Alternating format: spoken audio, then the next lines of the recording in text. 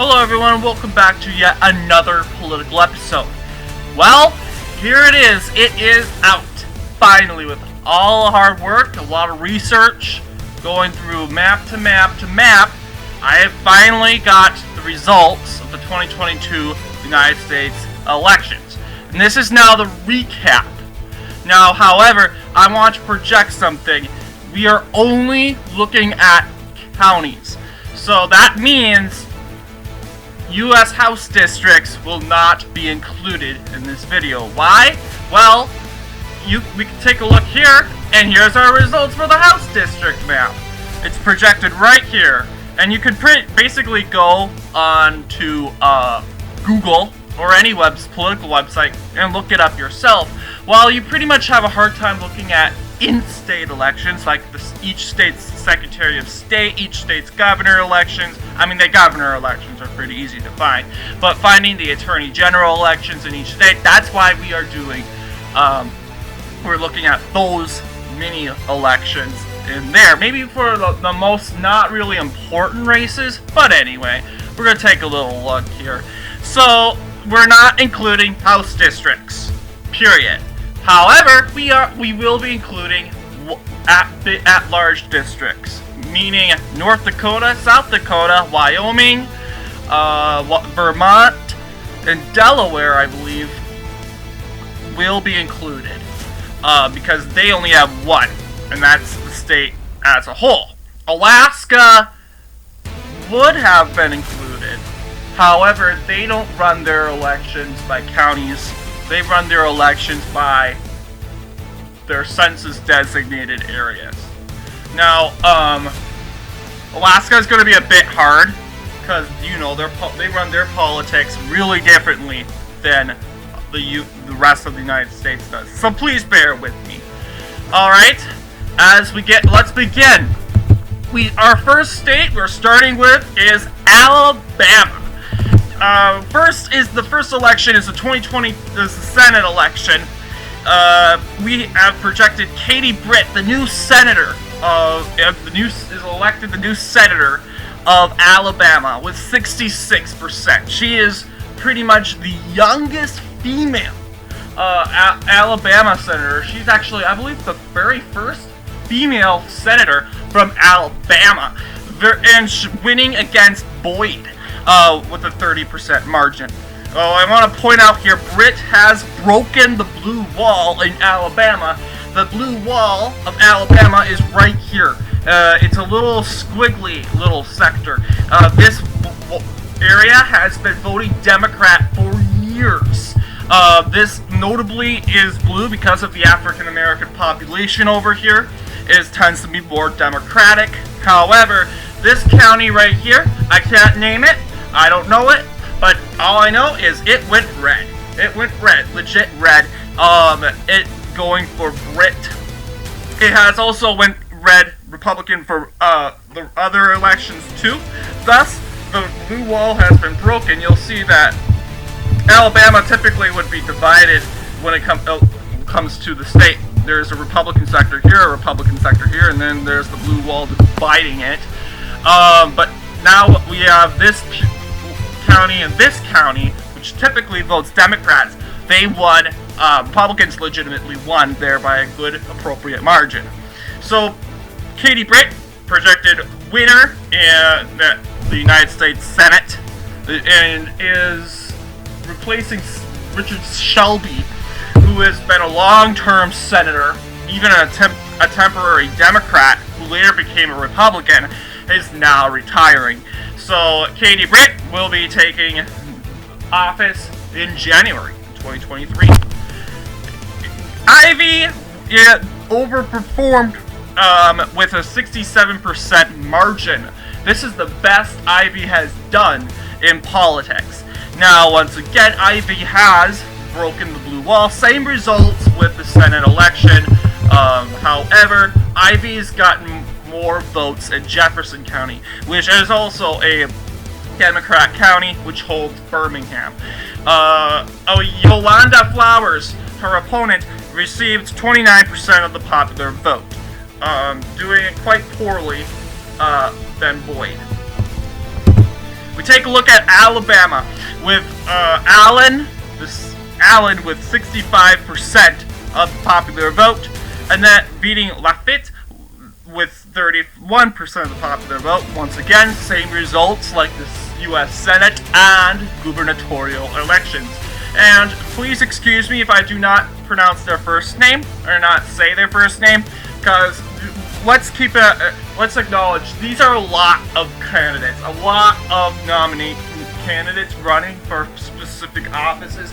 I can't remember their names. Well, I could have just put them on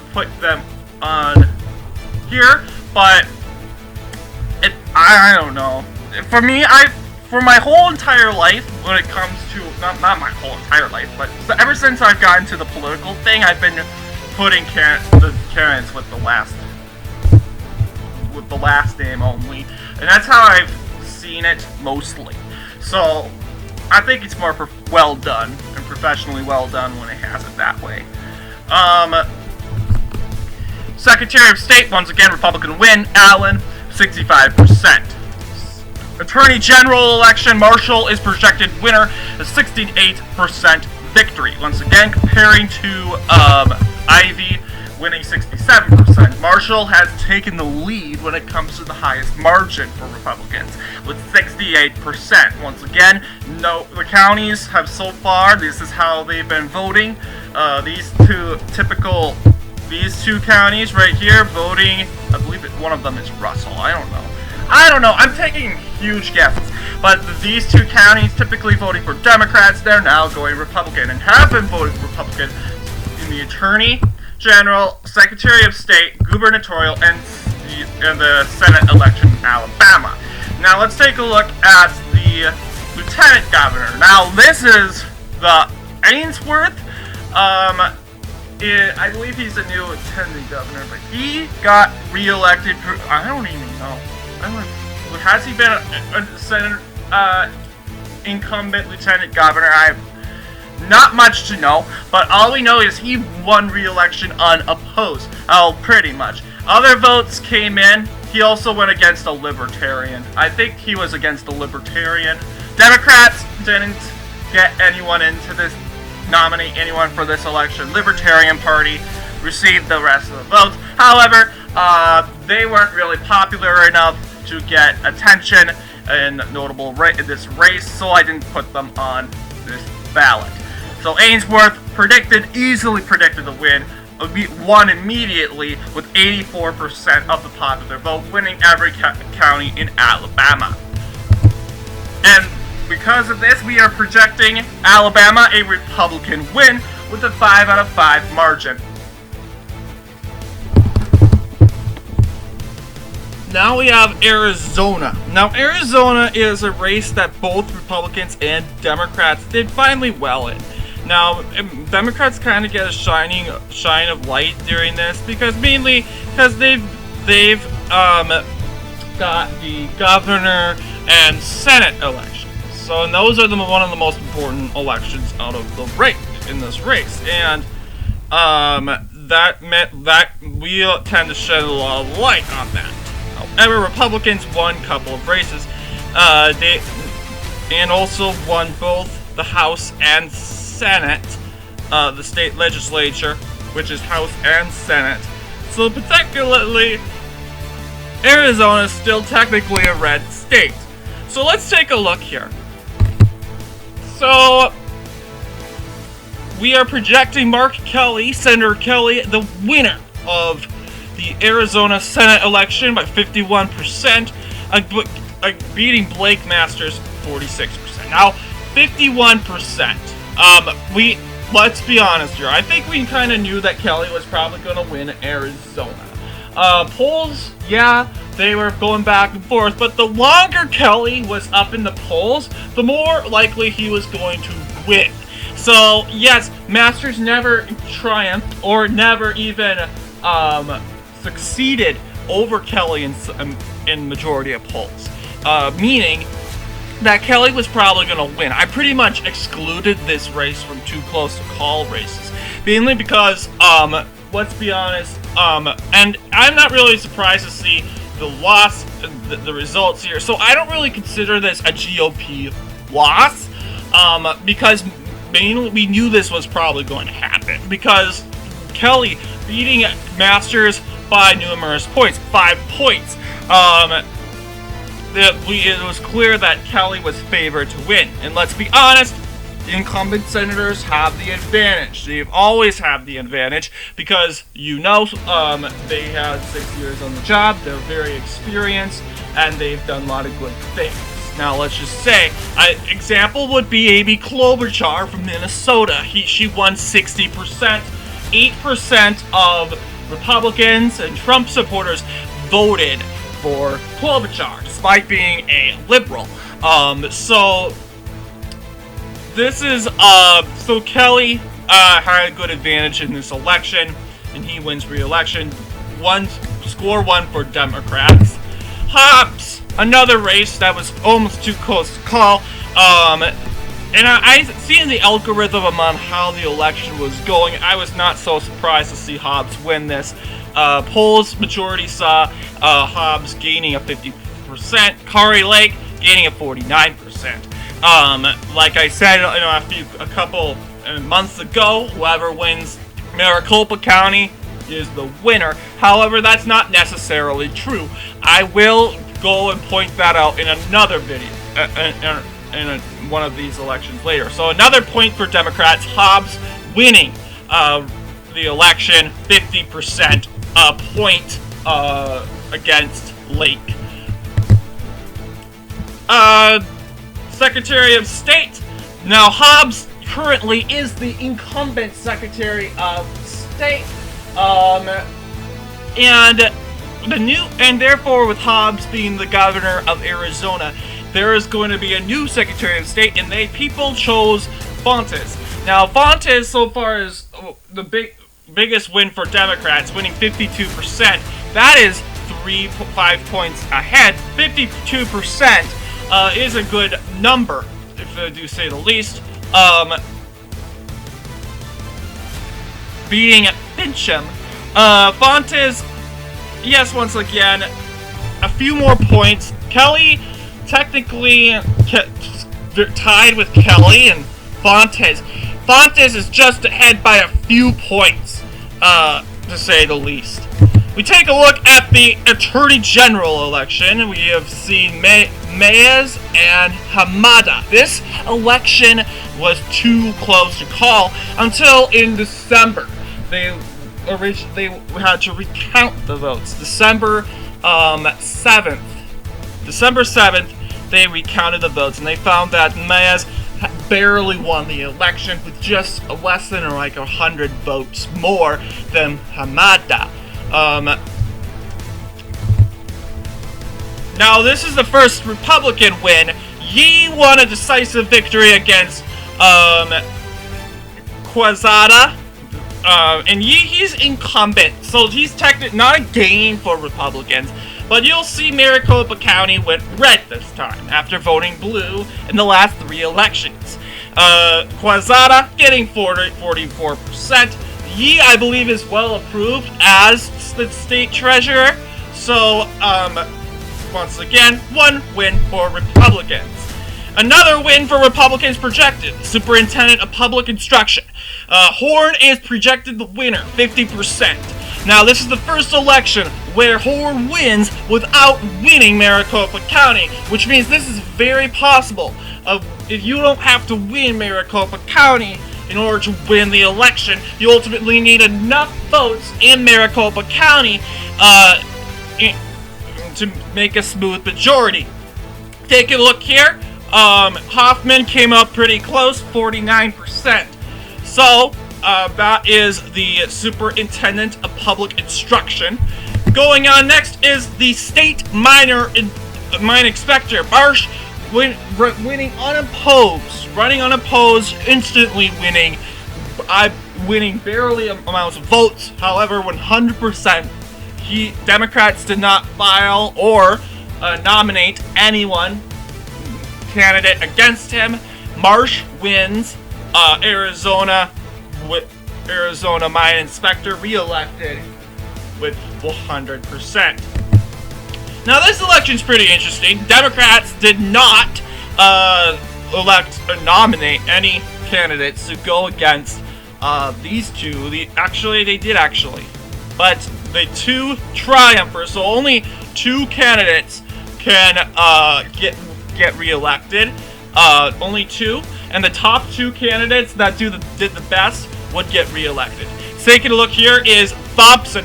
Thompson winning with 26%, and Myers by a small amount, 126%. That's what I'm seeing. I could have done it wrong, but we are seeing that Thompson, who got the most votes out of Myers, both of them are Republicans.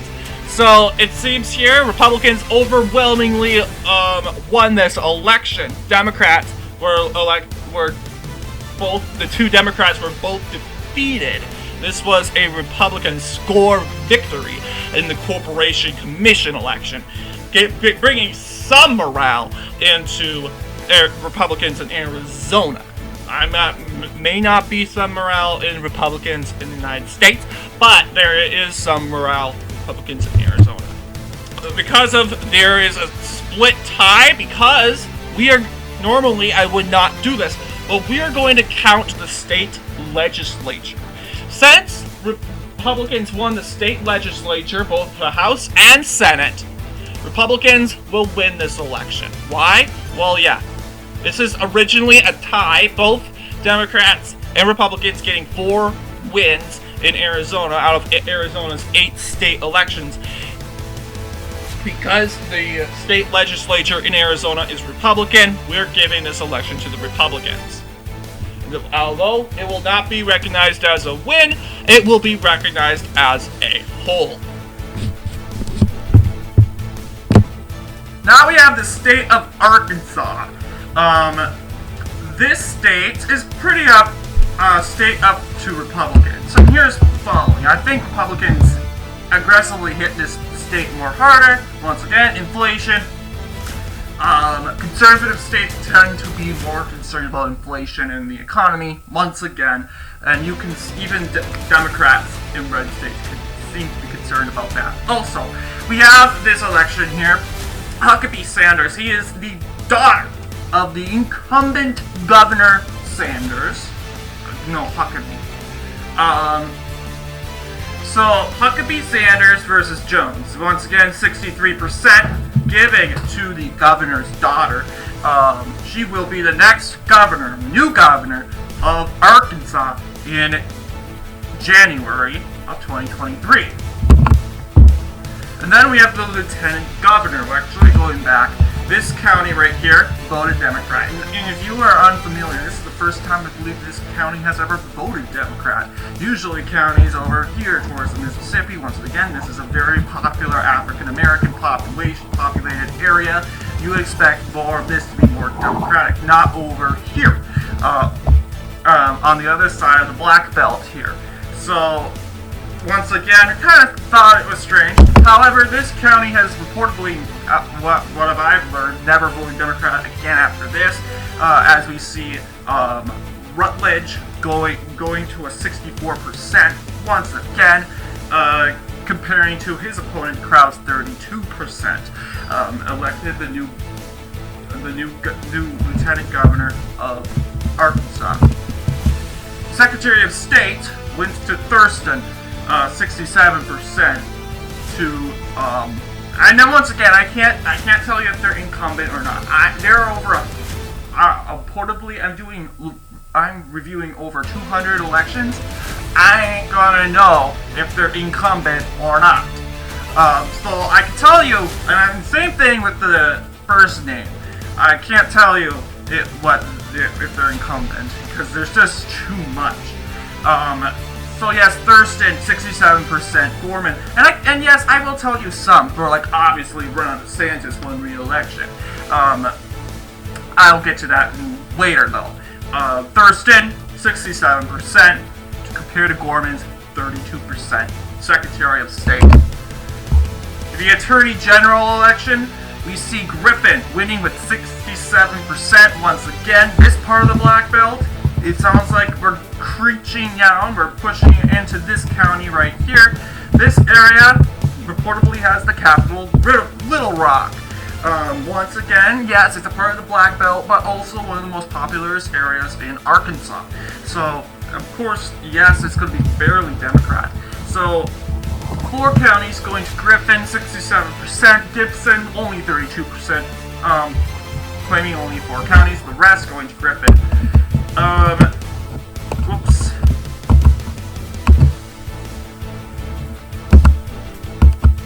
Then we just gained a county. Democrats gained a county. Whitaker taking a 33%, comparing to Lori with a 66%. This is a win for Lori. 66%.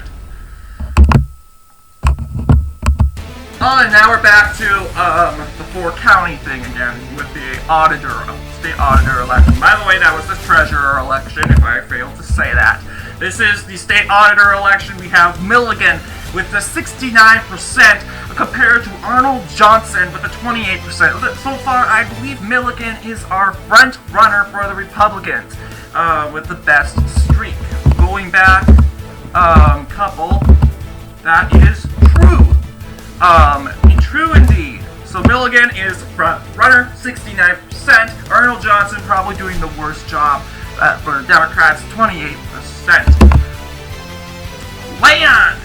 And I thought it was pretty funny because, Arkansas Commissioner of State Lands, and this is land. Okay. I mean, if your job, you're running for an office, or looking for someone, or voting for someone, that is going to be good at being a commissioner and controlling these state lands and commissionizing them. Obviously, by the name, this guy's the one to go. Because seriously, he has land in his name. Let's be honest. We are gonna go with land, and I think many Arkansans agreed. 68% being the second Republican doing the best in Arkansas. Gains 31%. Once again, claiming the 4 counties. These 4 counties are so far the only counties that have been won by Republicans. So Republicans, yes, have been fairly well. And the question is, can Republicans do this well in 2024? So, the idea is Republicans should hopefully take a good stand in Arkansas. Once again, 60 electoral votes. You do goodly or poorly, you win 60 electoral votes. Yeah, big deal. Next is the Senate election in Arkansas. Boozman. This one is a highlighted election. Actually, Boozman controversially, is in 65%. That's not the best. He's not the best runner, but has actually won the most counties. His opponent, James, won 31%. Only 3 counties. This county going Republican. Once again, majority of the Black Belt is going Republican in this election. So this election, I would say, is even though Arkansas is a safe red state, it is kind of a morale victory or a momentous political victory for Republicans, for they are actually breaking the Black Belt in states like Alabama and Arkansas. And seeing Arkansas, more African Americans are voting Republican in Arkansas than in Alabama. So initially, one state controversially a part of the Black Belt. But why I say controversially is because are these states really a part of the Black Belt, or are they because of Little Rock? Well, you gotta look at the population. Probably because of Little Rock being right there. And Little Rock, it's not a big city, it's a capital city, but it's not like Minneapolis, so it hasn't gotten much attention from the nation. In this, we are projecting here a Republican win. 8 out of 8. Republicans win Arkansas, as predicted in many polls. California! Now, California runs their elections a little different. However, I decided to include them, unlike Alaska, which they do not use their counties to represent their counties to represent the election results. They use their little districts, which I think is a little weird and a little off. California, you're a little weird with your elections because you do not do primaries. You do little rounds, and which I find is very off. But they do call them primaries. They just don't have separate primaries for Republicans and a separate primary for Democrats. They smush them together, and the two with the most votes are the candidates that will run against each other in November. So I decided, okay, this is a little off, but I'll decide to include these little rounds, these little first rounds. So these runoffs in California. Starting off with the first round in the Senate election. We have the first round. Senator Padilla, who was put in place when Senator Kamala Harris resigned to become the vice president, putting Padilla, and right away begins trying for re-election, making sure. It's California, so obviously you're probably going to get reelected. He's mainly concerned about the primary, and this is the first round. Basically, his worries and concerns were based around this primary. And we see here, Padilla survives 55%, advancing into the first round. This is the so-called special election. They had it in the early of 2022.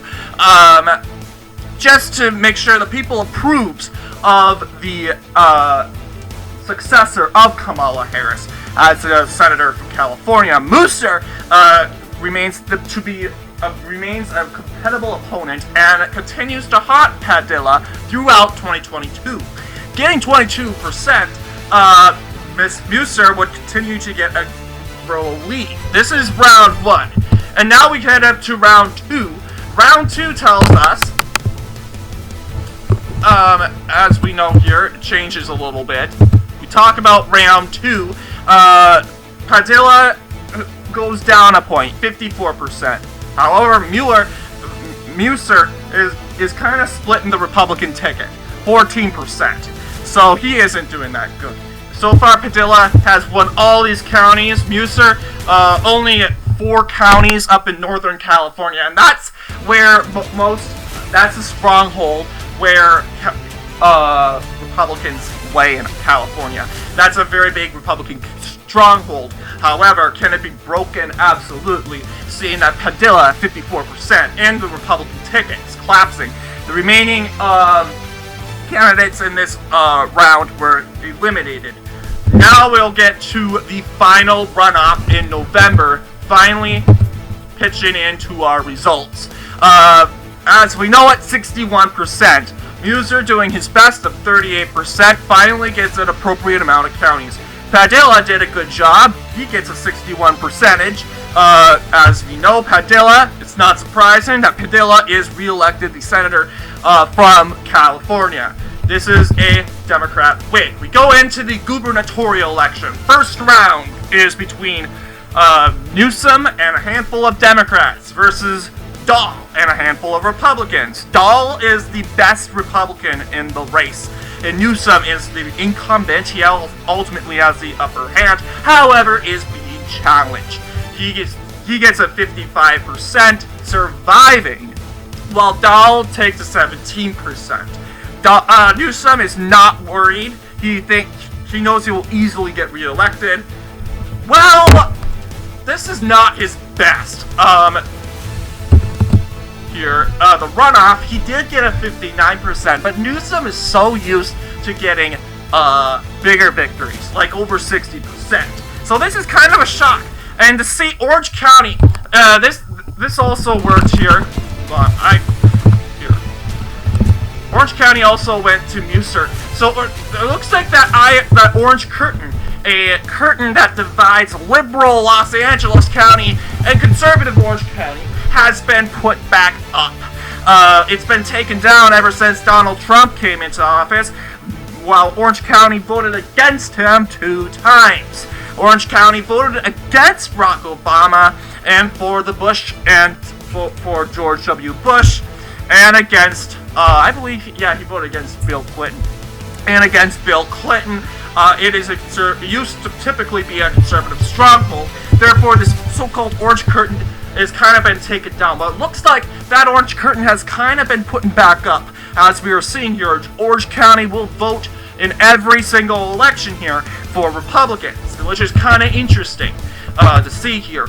And kind of one of the big political gains that Republicans won in these elections. Newsom here gaining 59% of the popular vote in the runoff, easily getting re-elected, despite his unpopularity when, almost getting kicked out of power last year. We knew he would probably not. He would probably stay in power. Majority of Californians voted no. Around a handful, like 8% of them, or less, voted against Gavin Newsom, who originally voted no in 2021. So it is kind of interesting, as we see here. Taking a look here, we have the lieutenant gubernatorial election. Konalakis, I believe she is a Hungarian. She got re-nominated, 52%, going against two Republicans, Underwood Jacobs, 19%, while Fennell, 13%. Fennell gets eliminated from the race, being in the green here in northern Minnesota. Not Minnesota, sorry. Okay, Fennell, northern California. Underwood Jacobs, 19%. That is in the Central California area, meaning he gets to face against Konalakis. And that doesn't go so well because, Democrats rule the state. 59% appropriate amount. Underwood Jacobs seizing 40%, once again, taking Orange County with it. That's a good treasure. Another one.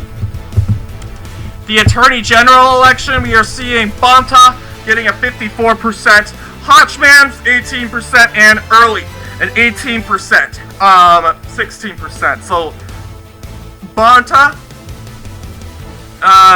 automatically beating the two Republicans who got percentages below 20%.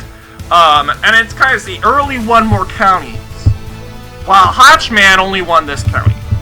Sorry, Hotchman, you're kind of but he wins. I mean, if a little more Republicans came out and voted for Early, he would have won. Nevertheless, Hotchman is the winner, 18%. Hotchman goes against Bonta at 50, and once again, same results. Bonta wins 59%, Hotchman 40%.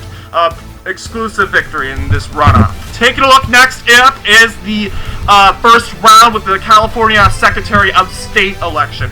We are seeing same results, just it's one versus one Democrat and another Republican. We are seeing Weber a 58% margin, while others, Republican tickets, kind of split. Bernuski 18%. Once again, Republicans in California are kind of weak. As you know, not that popular over there. They have a split ticket. They're fighting each other more than they're fighting the Democrats. At least in California. They want this guy, no, we want this guy. And then they split ticket, and then this guy loses big, and while Weber wins 58%. So it's kind of shooting themselves in the own foot. Taking a look here, first results, Weber winning a 58% margin. Taking a look at that runoff, we have Weber winning 2 more points in this runoff, 60%. Pernuski finally winning at 39%. Once again, a good performance here. Let's take a look at the state treasurer election. It seems as if Ma is fighting against 2 Republicans, Guerrero and Duke. Guerrero sees 21% of the popular vote, Duke just 17%, winning this county right here. Ma, 57%. That's a good margin of victory. Taking a look here, you'll see Ma wins 1 more point, 58%, while Guerrero gets 41%. So it's not that bad of a loss. But the next election you'll see is a little funny here. You'll see that Chen overperforms in the election, getting a 37%, beating two Democrats, the leading one being Cohen, 22%. Republicans could have capitalized on this. However, results quickly changed. What most likely happened here was a majority of Democrats didn't care about this election. They didn't care and they didn't vote in this part. They know California, blue states probably go blue. And what happened was most Democrats didn't vote in this election, which led Chen claiming victory in the first round. And guess what happens when people do vote? Chen wins. Cohen wins. 55%. That's 11 points. So, yeah, Chen won. That's probably because I care less about the primary. Okay? I care less. You guys, we can go at it on the runoff. It's just a waste of my time, so you don't vote in that part. I don't care who the nominee is. So, take a look here. Cohen 55%, Chen 44%. This is a Democrat win once again. Taking a look at first round of the insurance commissioner election. We see a whole bunch of them. It looks like a typical primary. We have Laura winning a 35% against Howell, 18%. Counties in red. The counties in green. Only this county, right by San Francisco. This Democrat only won that, but she overperforms over her fellow Republican, Conlon, who only wins a couple counties over. So, Laura wins, and Howell gets to fight her. I shouldn't say fight, because they're not fighting.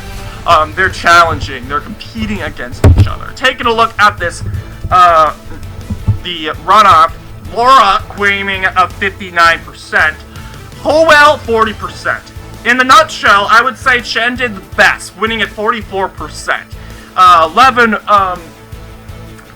that's the best that a Republican we've seen so far do better in the state of California. Here, Laura getting a 59%.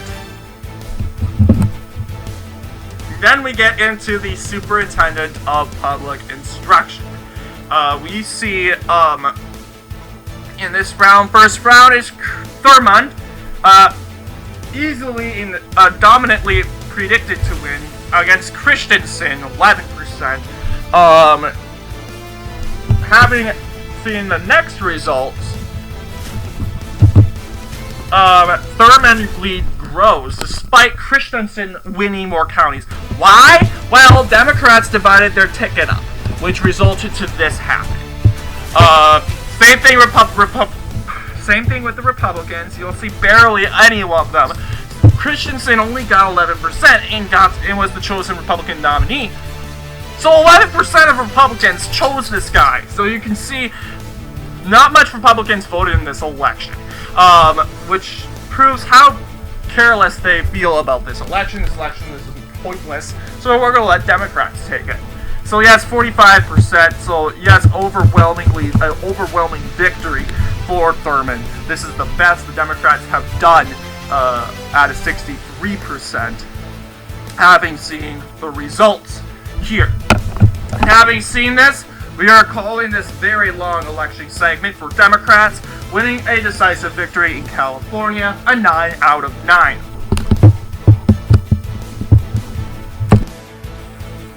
Colorado. Let's see how you will do in these elections. Now, this one is like a Democrat victory.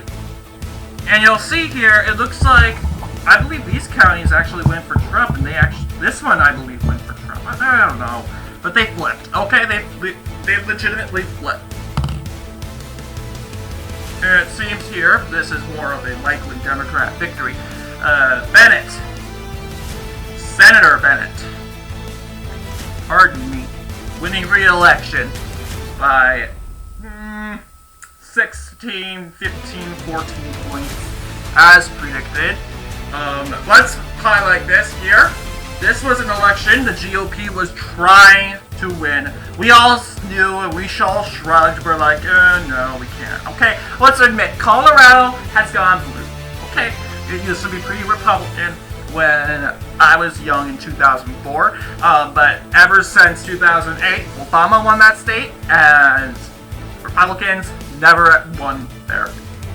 Or, at least for a presidential election. 2016, there was a Republican senator in Colorado, incumbent senator, U.S. senator from Colorado, and then ever since 2016, 2018-ish, no, the Senate's all blue in Colorado, the U.S. Senate, for the two incumbent senators, Democrats, both. Bennett, 55%, Odea, 41%. Now, this one's kind of flip-ish. Same results. The 2022 Colorado gubernatorial election, Polis winning a landslide in Colorado.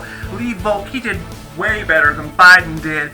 He, it seemed, got 3 more points than Biden did in this election, beating his opponent, Ganal, who only won 39% of the population. And once again, no county shift, no county flip or anything, is still that. Over here we have the Attorney General election. We have Weiser at 54% for this individual. Kellner, 43. Now Weiser is on the bottom of so far, 54. You could have done better, Weiser. Kellner, this is probably the Republicans' best win as of right now. It's looking like. Still, well, actually, yes, indeed, because Republicans won this county, they managed to flip it back.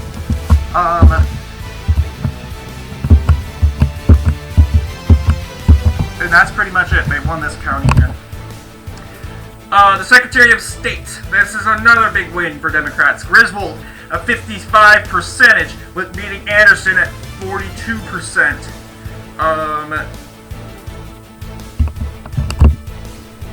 And then we have the worst run for Democrats that I have seen in Colorado. Young, winning at 53%. This kind of shows, okay, Republicans can kind of, if they do well, they could win. Let's see, this county, Garfield County, right here, used to be Republican. This, so far, Garfield County has been blue, Democrat. I mean, I'm going to call it. Garfield County is no longer a red county.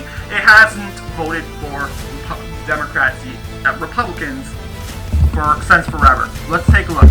Biden won this county, Garfield County, and then it votes harder for Democrats in the Secretary of State election, the Attorney General election, the gubernatorial election, and the U.S. Senate election. So yeah, this county is kind of in it for Democrats. This is their county now, so I'm just going to recognize it for that.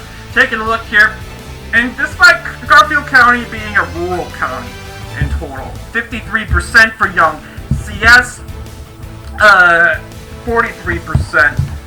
This county right here managed to go, is still Republican, although it did go for Democrats in the Secretary of State, saying it's having its own hard time making its political decision. This being it's Democrats winning 5 times in these 5 elections. This is a Democratic win. Win for Democrats. Democrats winning Colorado.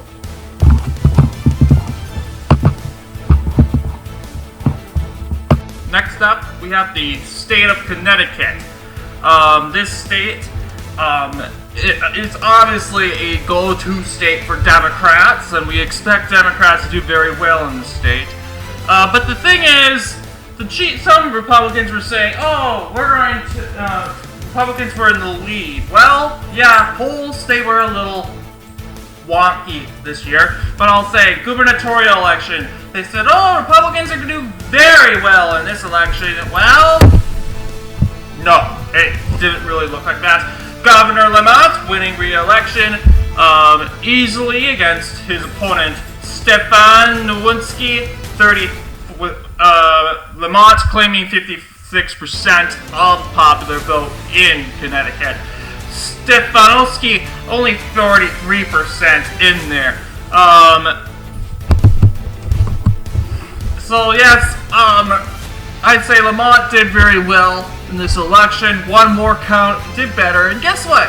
There's Litchfield County. I believe this is Talbot or Tallinn County. Is this Tallinn County? I don't know. Tallinn, Litchfield. Yeah, they're more Republican now. They're more Republican, and we noticed that these counties both voted Republican for Donald Trump in 2016 and 2020. We could basically call this is the basically political atmosphere, and nothing really changes. This map continues to look like this out throughout the whole election. Taking a look here, the Connecticut Secretary of State election, Thomas, 55%. I mean, Thomas could have done a little better. Connecticut is definitely more conservative than Massachusetts. Vermont, I would say, less conservative than New Hampshire, definitely. So, Vermont, 56%. Thomas, in the Secretary of State election, claiming 55%, beating Rapini by 42, who only claimed 42% of the population, winning only Connecticut, winning only, let's see here, only 2 counties, 2 out of Connecticut's 8 counties here.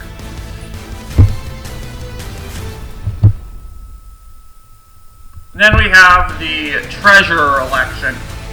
Russell winning 52% of the popular vote against Aurora, 44% in this election, 52%. I mean, we could have expected better from Russell, but still, the map still looks the same. 52%. I mean, Russell could have done a little better. Aurora is probably the best, is the Republican that did the best. Considerations for next year would be electing Aurora for governor if she really performed this well for Secretary of State, if she keeps this momentum up. The state comptroller election, we have Scanlon with a 55%. Fay coming in with 44%. Once again, the 55% map still looks the same.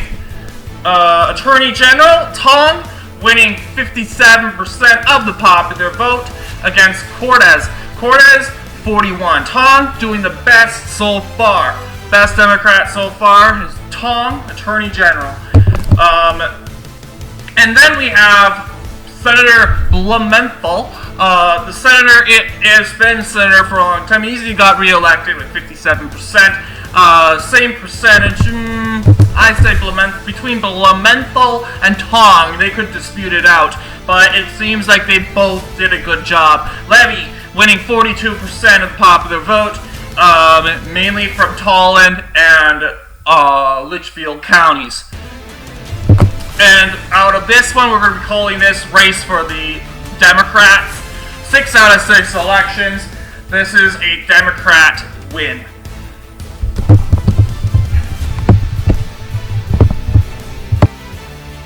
The second smallest state in the whole country is the state of Delaware. Once again, it's the #1 state that has 3 counties, only the smallest amount of counties. Delaware. There's no excuse for Delawareans to not know their counties. I mean, there are only 3. What else can you know? So Delaware, the second smallest state. Let's see, jump into this. Now, artificially, Republicans did very well in Delaware. You'll see Kent County right here. This county initially voted Democrat for Biden. Now, this county right here voted Republican in both elections. The Attorney General election, to be example. Jennings winning 53%. Murray claiming a 46%. Now, in 2020, Republicans couldn't go above 45. So this coming to show how important Kent County really is for Republicans in Delaware. It's a very compatible county. It's a swing county, but it's the most moderate. Sussex County being right here, being more conservative, while Newcastle County being more liberal, as you see, having Wilmington. I don't know if Dover's up there, but Wilmington's the biggest city. It's like right up here. It's the source of what that makes Delaware a blue county. Taking a look here at the state treasurer election, Davis claims 53%, same percentage. Coverdale 46%, same results as you can see. Now we have our first U.S. House of Representative election. I believe this is our first. I believe, yeah, we didn't cover Alaska because they do their elections differently. But United States House of Representatives. We have Rochester. Now he did fairly well, 55%. Murphy, 42%.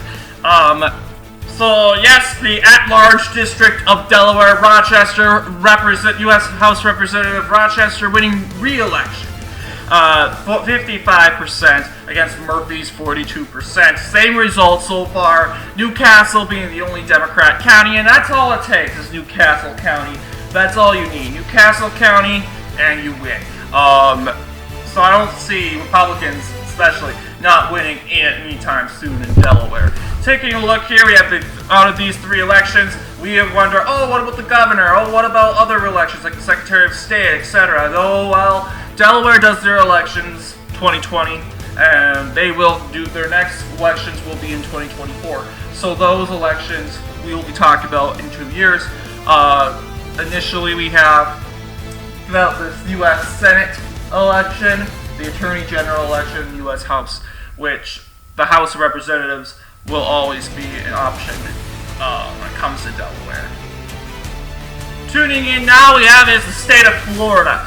Florida being usually a swing state with 30 electoral votes to offer. This election, we all wonder where did the red wave go? Well, I'll say Florida itself had a red wave.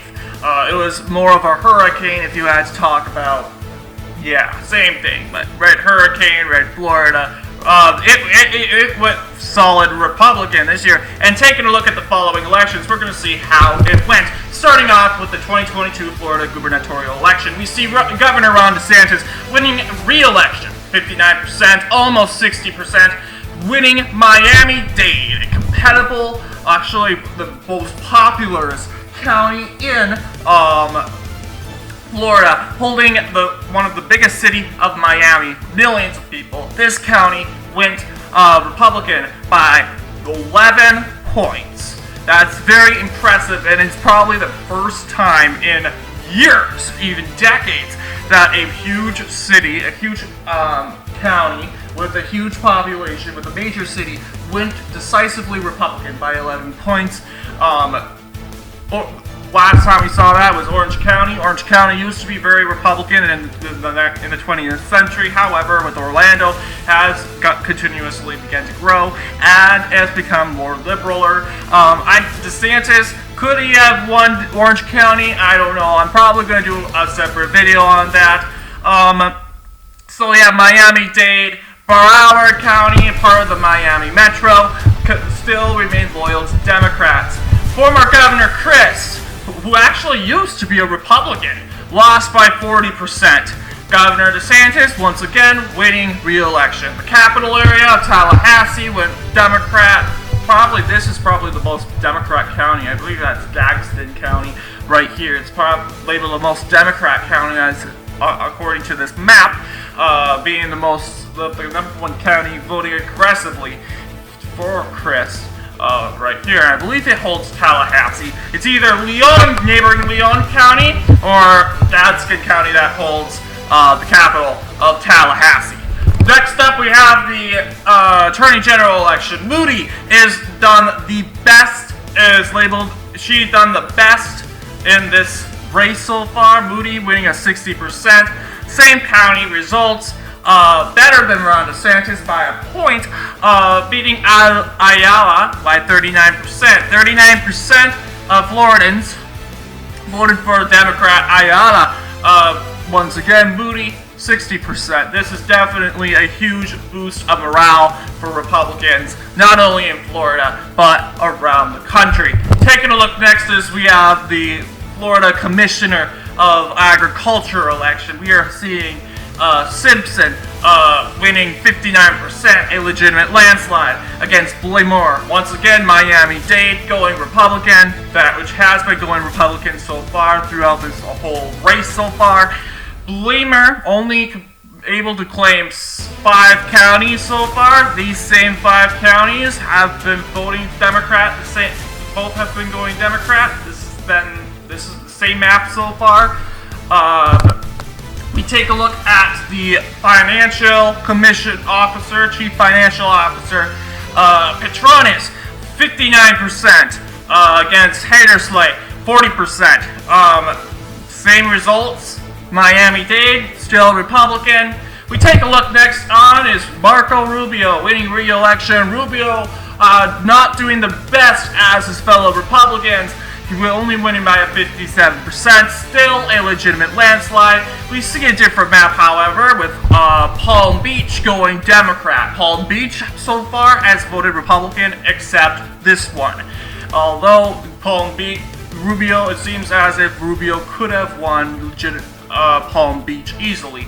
Rubio also historically won these 2 counties. Orange County voted for Rubio during the 2010s when he first entered office. He did even face off Chris too, but Chris was an independent. So Demings, 41%. Demings, I believe, is the Democrat that did the best. I mean, he won 6 counties: Broward, Palm Beach, Orange, Alachua, Leon, and Gadsden counties claimed for Demings. And with this big historical win in Florida, we have seen the media, this has got media attention, that seeing that it is very possible Florida is a red state and could potentially vote strong Republican. And we've seen that Florida has been pretty voted conservative, pretty conservative in 2016, but Democrats had a chance. Biden had a chance, Hillary had a chance. But now it doesn't seem like Democrats have a chance anymore. It's become like a second New York, what it looks like here in 2022, the Republican version of New York. So we're calling this a decisive Republican win, winning 5 elections, compared in 2018, where Democrats used to have where Democrats won half of this. Republicans flipped numerous offices previously held by Democrats in Florida, and not to mention taking back took House seats that formerly went to Democrats.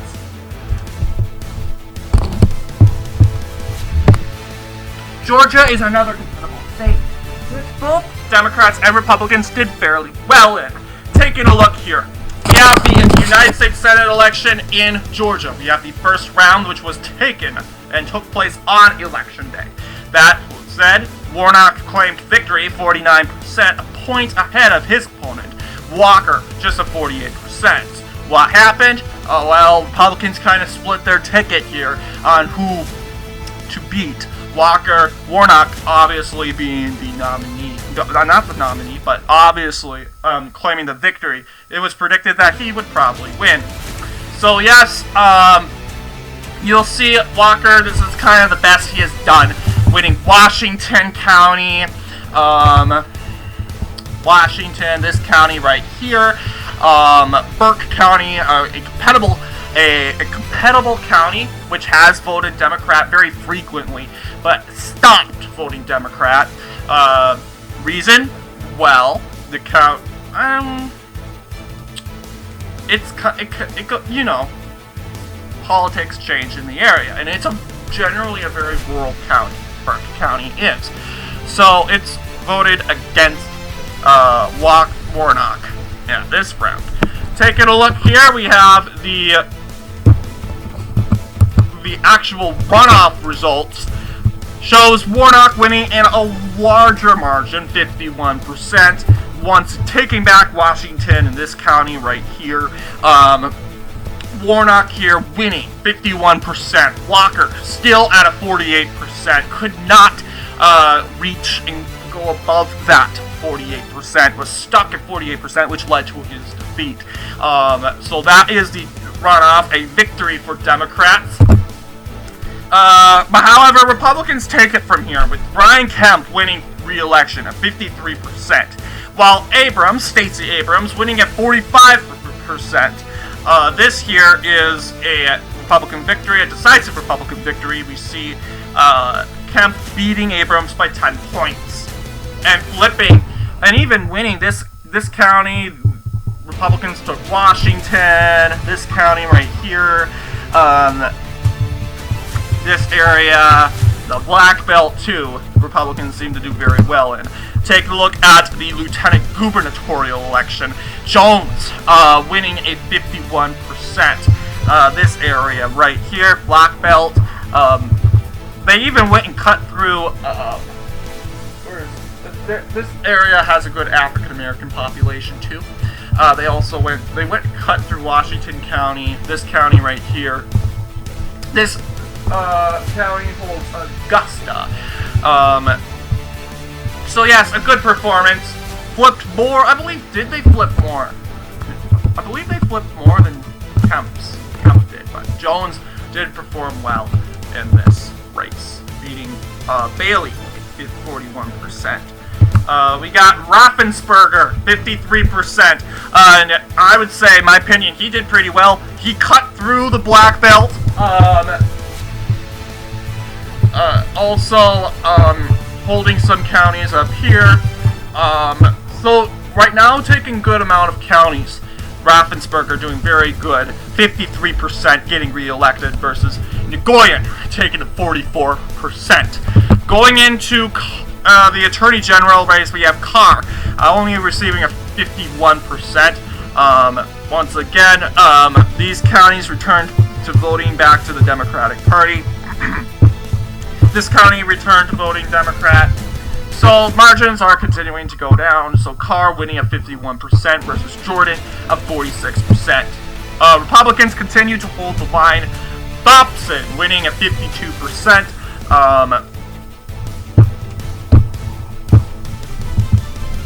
Holding these areas. Cut through the Black Belt again. 52%, 9-point victory versus Body. That's for the Labor Commissioner. Insurance and Fire Safety Commissioner King, 54%. That's a good victory, despite not. And for Georgia, it doesn't really matter how many counties you win. It's how many people you get on your side. You should not try to split ticket. Split ticket means you have great chance of losing. The more you split ticket, the more you're divided on some person, the more you're going to lose. Because, you know, rage that your person doesn't get in. It's not just that, but other reasons. So, King getting a 54%. I'd say this is a 9-point victory. Also, 50 decisive victory here. Agricultural Commissioner Harper, 52%, beating Hemingway, a 44%. This is a Republican victory. Harper, 42, and Hemming, 44. And upon seeing these results, Republican, I wouldn't say this was a red wave, but Republicans did fairly well. This is a Republican victory in the state of Georgia. So we call this race for Georgia. Once again, we call this race for the state of Georgia. I mean, for Republicans. What am I doing? Coming up next is the state of Hawaii, another blue state. It is the only state on our list that is not a part of the mainland. Once again, we excluded Alaska because they do their elections differently. And many of you guys would say, oh, that's silly. Like I said, we're only including counties. That's what I mean.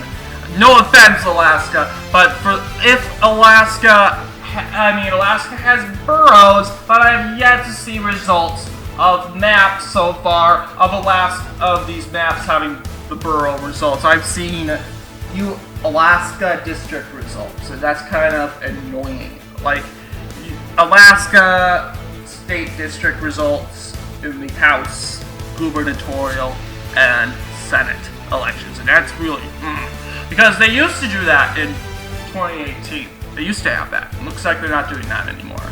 So yeah, I looked at New York Times. They won't even show it, and I scrolled the internet, searched the whole entire internet, and they don't have it. So I gave up on Alaska. Sorry, Alaskans, but I'll probably do a different video on Alaska though. Hawaii does do their counties. Little Hawaii. Hawaii has their new governor-elect, Green, winning 63%. Democrat, as we expect, Green was predicted to win far away. It was pretty much said and done in the primaries because, you know, when has there ever been a Republican governor? Yeah, when I was little, there was a Republican governor in Hawaii, indeed. But that's pretty much over now. Ayana, 36%. Green, 63%. And it's all the same from here. Hawaii, each Hawaii county is going to pretty much vote Democrat. Same results here in the Senate election. Senator Schatz is winning 71%. McDermott, I'm going to keep looking at that name. Remember this name because it'll pop up in another election. I believe there's a Democrat that have the same last name as this guy, McDermott. I'm like, are they related? And I have no proof yet. Interesting though. 71% to 26% for McDermott. Schatz winning 71%. The best the Democrats have done so far. Because of this, Hawaii does. I have not seen Attorney General or. I don't think they do they elect their Secretary of State or Attorney General, etc. I think they're appointed. What I've learned so far. But all I know for sure is these are the only two elections that Hawaii had this year. So therefore, this is a Democratic win, 2 out of 2. Alright, now we have the state of Idaho.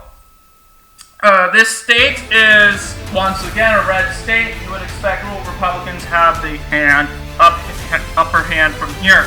And let's take a look. Taking a look, here's the 2022 Idaho gubernatorial election. We are seeing Governor Brad Little, I think that's his name, winning 60%. These two counties, Latah County and another county right here, they've been more Democrat lately. This county right here has been a huge swift to the left, and especially in 2020, voting for Biden around 11 points. So I've counted this county where my cursor was formerly at. That county, more of a Democrat county, and you'll see it's one of the county that little one that least voted for him. So Governor Little, 60% winning re-election, easily beating his opponent Haight, 20%. I believe what this county is. Blaine County. It can't be Blaine.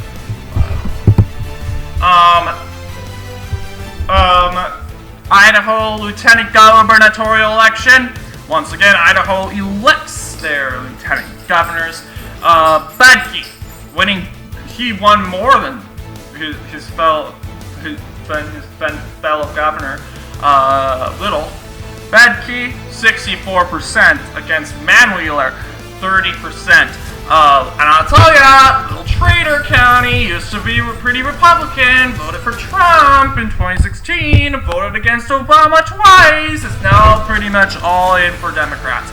And yeah, it's bordered with Teton County in Wyoming, where Yellowstone is. That's pretty much why it's going blue. And yeah, Latah County up here went Republican. There could possibly be a more conservative county in the future.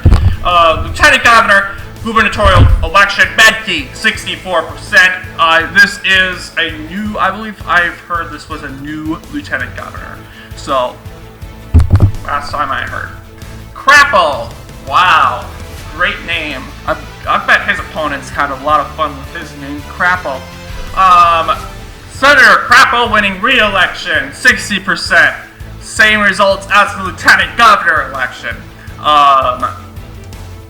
While Roth taking 28% of the popular vote. We take a look at McCrane. Same results. He won the best. He did the best. It looks 72%. This is the Secretary of State election. Keenan, 27%. When it comes to this election, it looks like McCrane really kicked butt here. However, unable to win that county that left the GOP. Labrador, the Attorney General election, Labrador, Republicans did not so well. I mean, let's be honest, Little, he did better than Brad Little, but he lost a lot of counties, okay? 4 counties voted Democrat this year for Attorney General. Arkosh winning 37%, but it's all about the population, and these counties over here, less populated. I guess they have like 100, 1,000 some people. They'll vote liberal if they want to vote liberal. Arkosh, 37%. Labrador, 62%. And because of with these shown results, this is a Republican win, a 4 out of 4.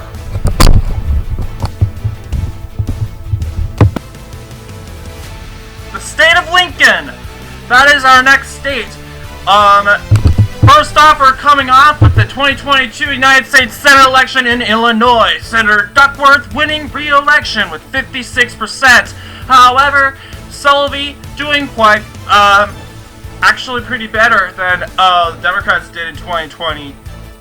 Specifically, take a look at this county. This county typically voted for Biden. It went to Sullivan this time. Duckworth still carrying a majority of 56%. This, I believe, is the same percentage that Biden won by, but a win's a win. I mean, Republicans did flip the county. Governor Pritzker actually came in had a little close call. Republicans, it showed a little status quo in the polls between Pritzker and Bailey. Pritzker however, Pritzker was fairly ahead in the polls. Pritzker with 54%. This is 2 percentages less than he usually gets. Therefore, Bailey getting a 42%. So he won this county. Bailey took this county and this county. That was a flip, a win. However, Governor Pritzker is the winner, 54%. Next up is Rowell, the Attorney General, Rowell, coming in 54%. DeVore, 43% in this race, or Attorney General, 54%. Same percentage for Mr. Pritzker here. Rowell coming in with 54%. However, did amazingly really well, taking back McLean County, which voted for Biden and voted for Pritzker and Duckworth, and now this county here. So basically, we are seeing this county. So I'd say Rowell right now is doing the worst, while DeVore is doing the best. Well, it's a 43%. So yeah, 43%. DeVore is doing the best performance here in this race. Coming in next is the Secretary of State election, Gianolis, winning at 54%. Brady coming in to 33%. 54%, once again, low performance level. Brady takes the first place, upon actually doing the best. I'd say, yeah, Republicans are managing to keep former Democrat counties, like this county right here, this county up here, this one, and this one. McLean County has been taken, as you can see. So I do think Republicans are, although were expected to do better according to polls. This wasn't the case. However, the polls weren't wrong. Polls indicated that Republicans would do better than usual in Illinois. However, the polls were a little, I don't know what a little favoritive, or I don't know what happened to the polls. Made them a little overpowered. However, regardless, Republicans are doing better than what they did in 2020 and 2018 in the Lincoln states. Secretary of State election called for Giannoulis. Coming in is the Illinois State Comptroller election. Mendoza doing the best job, best performance at 57% versus I believe, is he a boy or a girl? That's another thing. I'm gonna get so many hateful comments, but whatever. Teresi, 41%. This county up here is still being held by Republicans, despite being a part of the Chicago statistical area, is still being widely held by Republicans. They're refusing to let it go. 2022 Illinois State Treasurer election. Freiricks, that is at 53%. That is the, I would say, the worst performance. Let's just say here, Demmer is this is a 9-point win. Freiricks, the Illinois State Treasurer election, Freiricks 53%. However, Freiricks managed to flip a county right here, back to the Democrats. This county however, failed to take McLean. Oh yes, this one, the Metro. Half of the Metro was taken by the Republicans, which you like, wow, what a capitalized victory. You could see it right before this part of the counties bordering Cook County, which carries Chicago, didn't vote for Republicans. So going through all this, you will see that until now we see these two counties. Cook County is now bordered with Republicans in the south. That's what explains the 53% that Freiricks has gained. Demmer, 44%, the #1 Republican doing the best in the Lincoln state. This, of course, Republicans had some tactical gains, still lost, so this is a Democrat victory. Although a political win, as Republicans did make some moves into the Chicago metro area. Next up is the Hoosier State. This state, Indiana, very conservative. Although I don't think I should bring up it voted for Obama, but it did. But it's gone very conservative since then. Yeah, Indiana has been a big buffer between the centrist Midwest. So let's take a look at these elections here. Indiana does not have a gubernatorial election this year. They had their election in 2020. The governor, Holcomb, if he is running for re-election, would have to wait until 2024 to find out. However, they have a U.S. Senate election. Senator Young, I believe, winning by 58%. There's that McDormand guy again. Like I told you, I don't know if they're related, but their same last name is spelled. However, it's different political views. McDormand is a Democrat, 37%. Huge comparison between the two. They both are losers. They both lost. No offense, but it's true. 58% for Young, 38%, 37% for McDormand.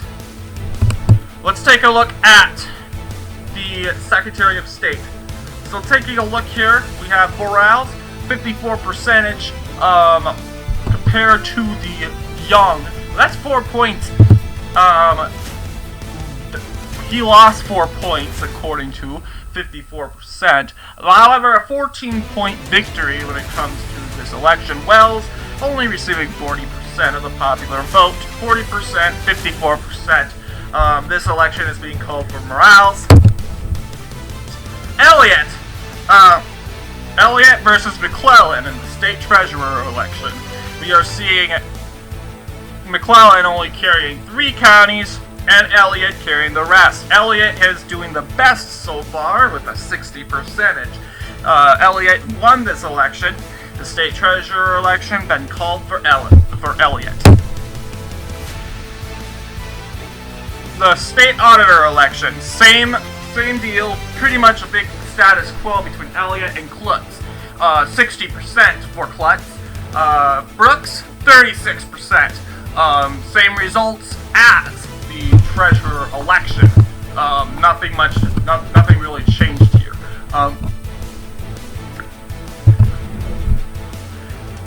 Upon seeing these results, we are calling it a Republican win, a 4 out of 4. All attention is now on Iowa as we have staggering new results. As Republicans in Iowa almost established a trifecta in this state. What election did they lose in? Just keep watching to find out. So we have the first results. Governor Reynolds winning by a 58% margin. And I want to focus here on Scott County, and Scott County is right here. This county was formerly vote Democrat. Why? That's where Davenport is. That's Iowan popular city. Now, Republicans have made a capitalized gain. Trump won this state by like 53%, thanks to Davenport and Scott County. It bolstered him up to 4 points. So will Scott County continue voting for Republicans in 2024? As you should know, Scott County did vote for Biden, but will they continue to vote? Will they vote Republican? That's the question we're asking ourselves. Reynolds, 58%. Desire, that's where Des Moines is. Actually, no, Des Moines right here. This is another little county that's a little too radical than Des Moines. 58%. This election goes to Reynolds. Now, this was a close election. Now, the Attorney General, the incumbent Attorney General, it was Attorney General Miller. Miller is the incumbent Attorney General and won the election in 2018. That is, Democrats have some ground in Iowa, but not anymore. Byrd came and took that from him. Byrd basically knocking Miller out of office as Attorney General. Byrd will be the next Attorney General of Iowa in January.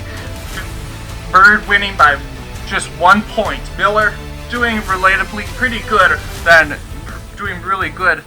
It was basically a huge status quo in the polls. This election, too close to call. However, they have officially decided Byrd is the winner by 1 point.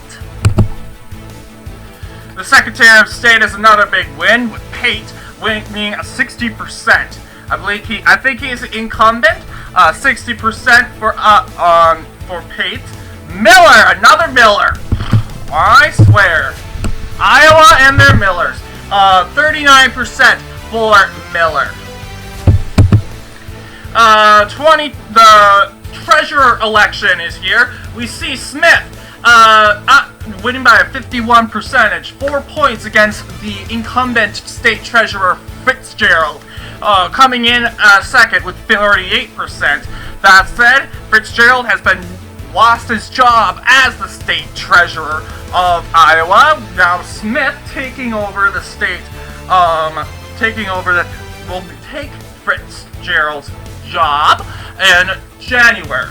So, yep, as we're calling this is a win for Republicans, a big steal for Republicans from the Democrats.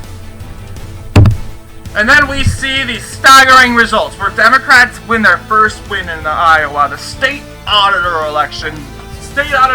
Incumbent state auditor Sand wins re-election, beating the attempted overtaker Holber by a point.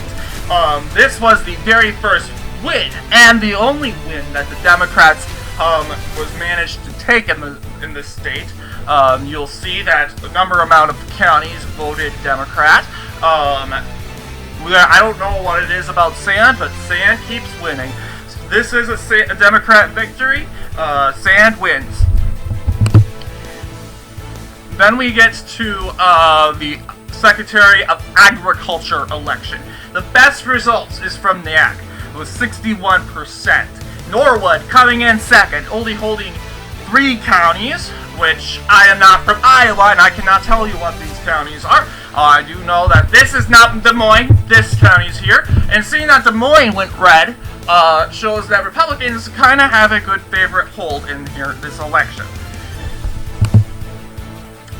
Grassley, the Senate election. Senator Grassley winning 56%. As we are seeing here, we are seeing Scott County going Republican. This could be the new percentage of what it could look like, 56%. This is what it could be looking like now in the state of Iowa. If Scott County keeps voting Republican. So far, Scott County hasn't not gone Democrat. Let's remember, this is very unusual for Scott County because they have Davenport, a major Iowa city, off Illinois, which and Davenport's pretty popular too. So let's keep that in mind. Davenport spreading into Illinois. Yes, this is a Republican win for 56%. And because of this, the results here, we have a 6 out of 7. Republicans win Iowa out of 6 out of 7. Kansas is up for re-election, so let's see what Kansas is going to look like here. Starting off with the Attorney General election. Republicans barely holding on to Kansas as Kobach managed to win by 1 point. And I don't know why and what happened. I know Governor Kelly was re-elected, but who knows what got the Democrats in the state so riled up. In Iowa, that was completely the opposite. Kansas. Oh, Kansas. So, as we should know, Kansas has a couple cities. Topeka, right here, and Kansas City, right over here. The Metro, Johnson County, this is a part of the Kansas City, Topeka Metro, expectedly. So, we have this city right here. Looking at my map, this doesn't have a big city. This county doesn't really have a big city, so reliably, I don't know why it went blue. This one right here, no city. So these counties right here, this could be a part of the Topeka Metro, so that's a guess. So yeah, Kobach managed to win this election against Mann's 49%. However, it's a political win for Democrats in the state of Kansas. We are taking a look at the gubernatorial election, a staggering defeat for Republicans in the state of Kansas as Governor Kelly wins re-election. Republicans did not see this coming. Once again, this was supposed to be a red wave here, but however, in Kansas, not at all. Kansas has been a status quo throughout the summer of 2022. Once again, however, Republicans were not expecting to see Kelly win by a percentage up 2 points. Kelly winning by a 49%. Schmidt, coming in with 47%. This is a Kelly win. Democrat win. The first win for Democrats in the state of Kansas. Schwab, Scott Schwab, the father of his son, Caleb Schwab, who perished down the water slide on a Kansas water slide called Vermont, manages to win re-election and will spend 4 more years being the Kansas Secretary of State. Schwab, well known for his story, and the people of Kansas understandably very sympathetic to the Secretary of State, having to lose his 10-year-old son to a water slide tragedy. This is understandably very. They show lots of remorse, and we can tell Democrats show a lot of remorse too. Schwab for 58% and repassed with a 38% margin. This is a Republican victory we are seeing here. We are now looking here at another map here. We have the state treasurer election. Johnson here winning by a 54%, compared to Roger winning by a 41%. You can see that this looks like the Kansas 2020 map. And yes, correct. This shows the exact same county results as the 2020 presidential election.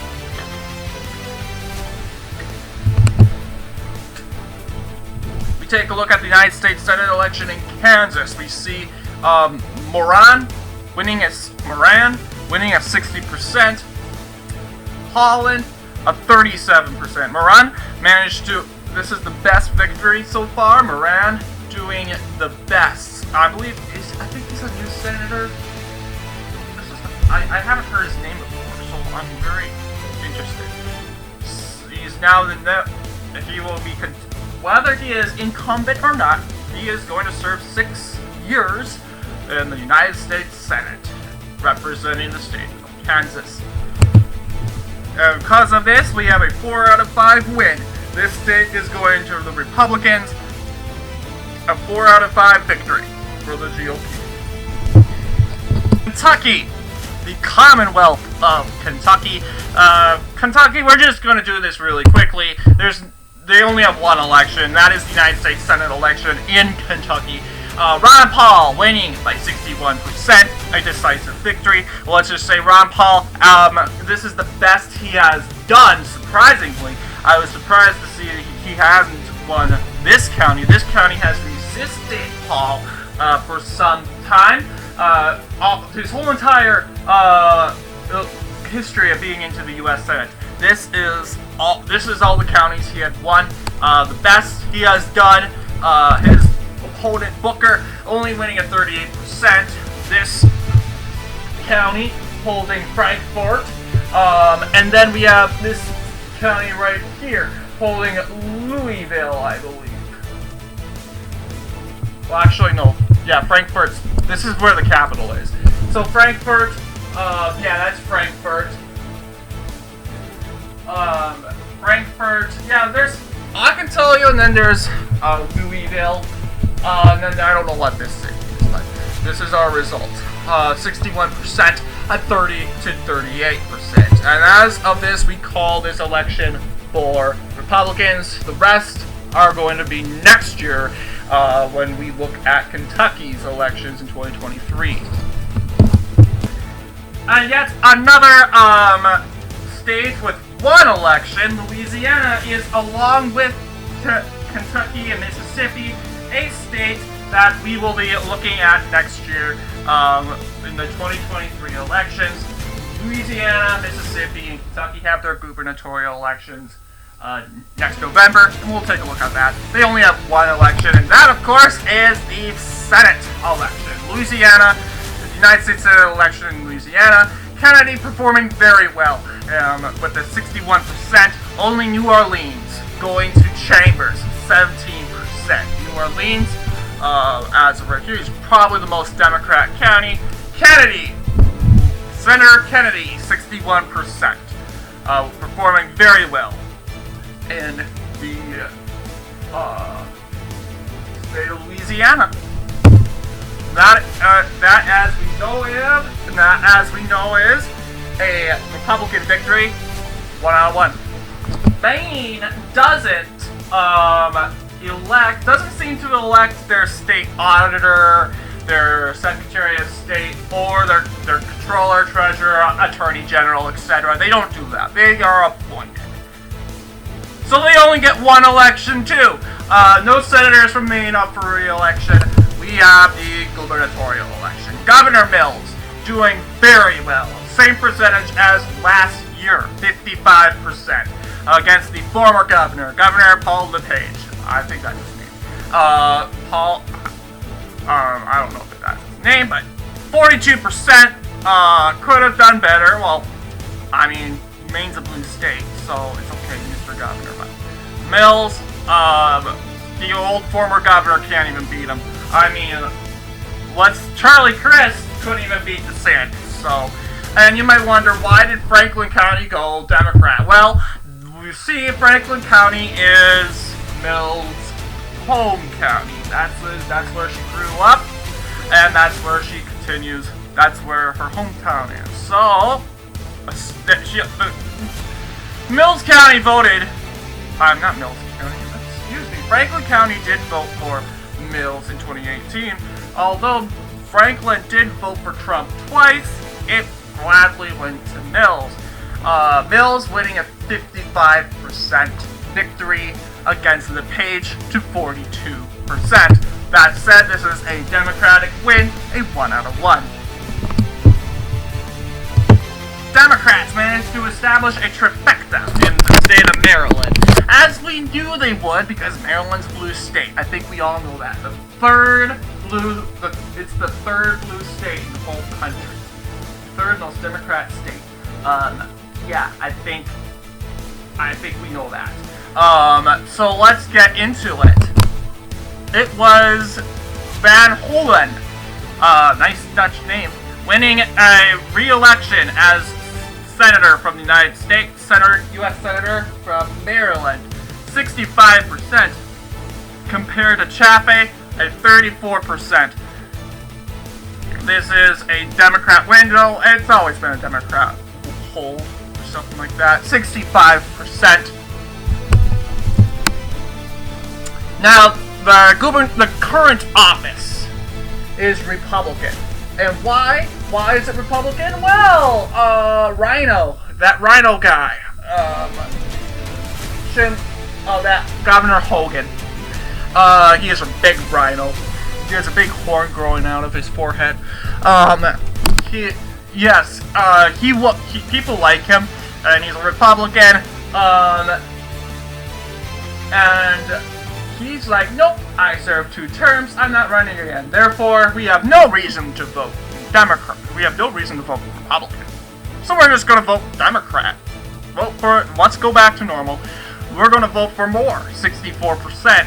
Against Cox. I don't know if Cox is a rhino, but Cox did poorly. The state Republicans in Maryland tend to be very rhino, and that's just it. Republicans in everywhere in blue states tend to be rhinos.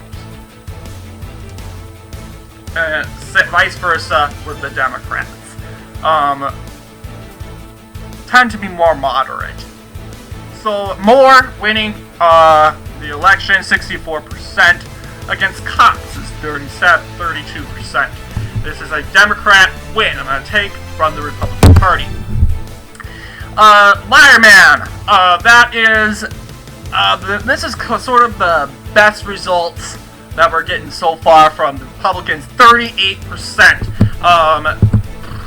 38.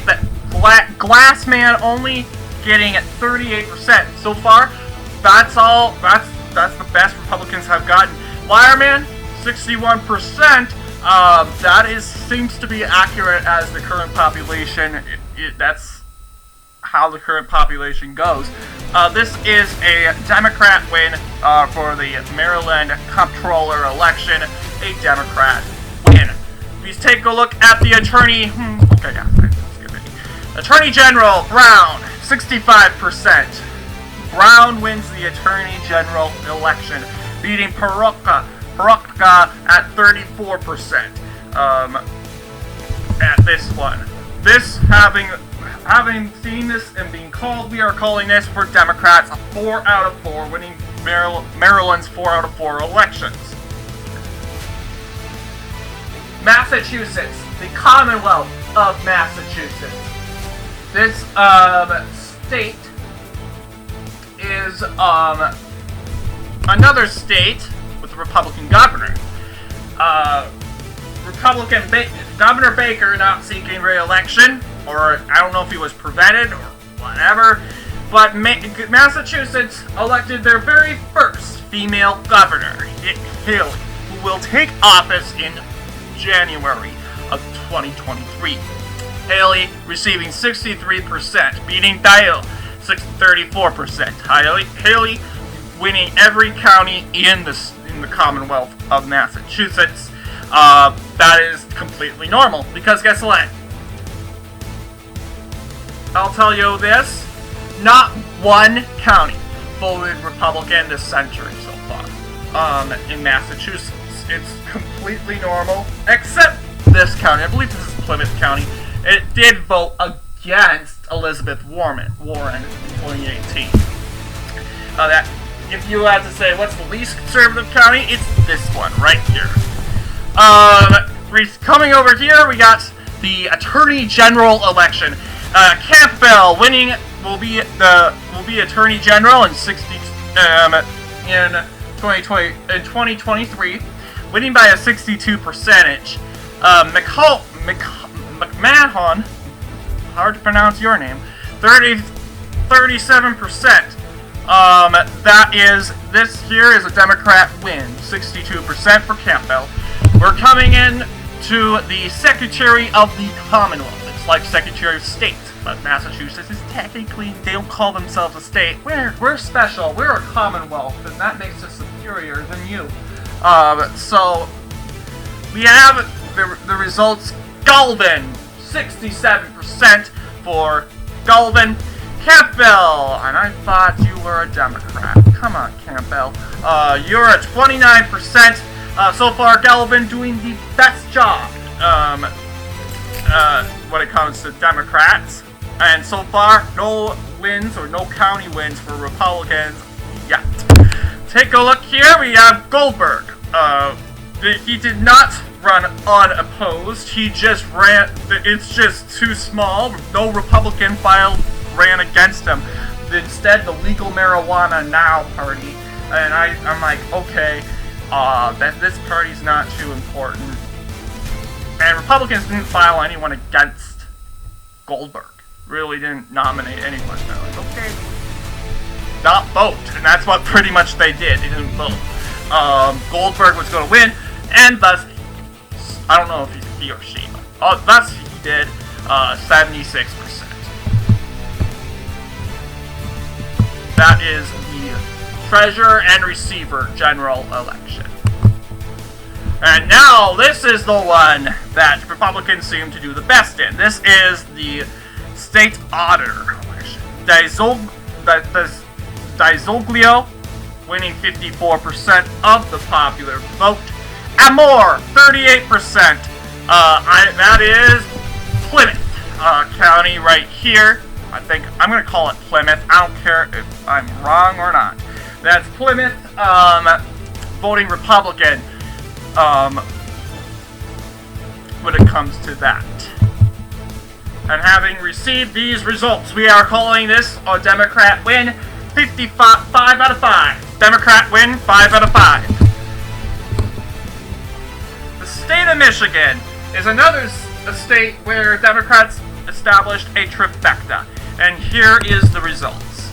The 2022 Michigan gubernatorial election was a blowout. I don't want to say it was a blowout for Democrats, but it was a decisive victory. Having flipped multiple counties. Counties over here, one. And then Dixon, receiving 43% of the popular vote. And now, 2020. Trump did very well in Michigan. But if this was 2020, this would be just a huge blunder. It's important to note, Whitmer, we knew this was going to happen. Whitmer has been in the lead for a pretty long time in the polls. Did I know it was going to turn out this way? Yeah. I mean, I looked at the gubernatorial election. There were 538 predicted a leaning Democrat victory. However, most sources said, oh, it was going to be a leaning Democrat. But back at that time, it was more of a status quo. And the only question is, would it be that way? So Dixon was pretty upset with the Whitmer's victory. I don't know if she recognized the results, but I'm not from Michigan, so I could potentially care less. No offense, Michigan, but here's the next result. Secretary of State. Hey. Secretary of State Benson, 55%. Now, Democrats doing very well, and it's conservatives should be very concerned. Get it? Concerned? Concerned? I don't know. Conservatives. So yeah, 55%, and I don't know why this is. 55%, and Caramel, 41%. So Democrats establishing a impressive victory in Michigan. Taking a look at Nessel in the Attorney General election, Nessel 53%. Once again, DePorno 44%. Here, 9 points. That the Democrats won by. And having received these results, this is a decisive Democrat win in the state of Michigan. Minnesota, my own state, and I'm excited to see my state. Let's go see the results, and it wasn't the way I predicted. Many of you guys were making fun. Ha, you predicted Jensen would win. Yeah, I can't blame me, because guess what? Jensen had way more enthusiasm than did Waltz. Waltz didn't campaign at all.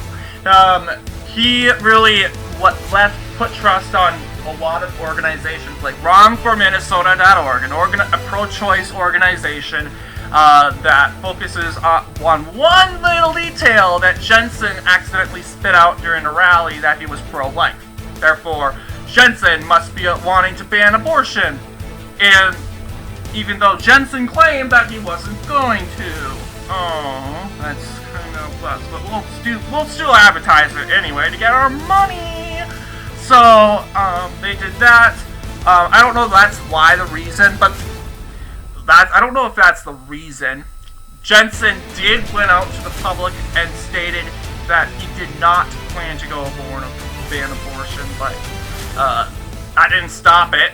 The ads kept rolling.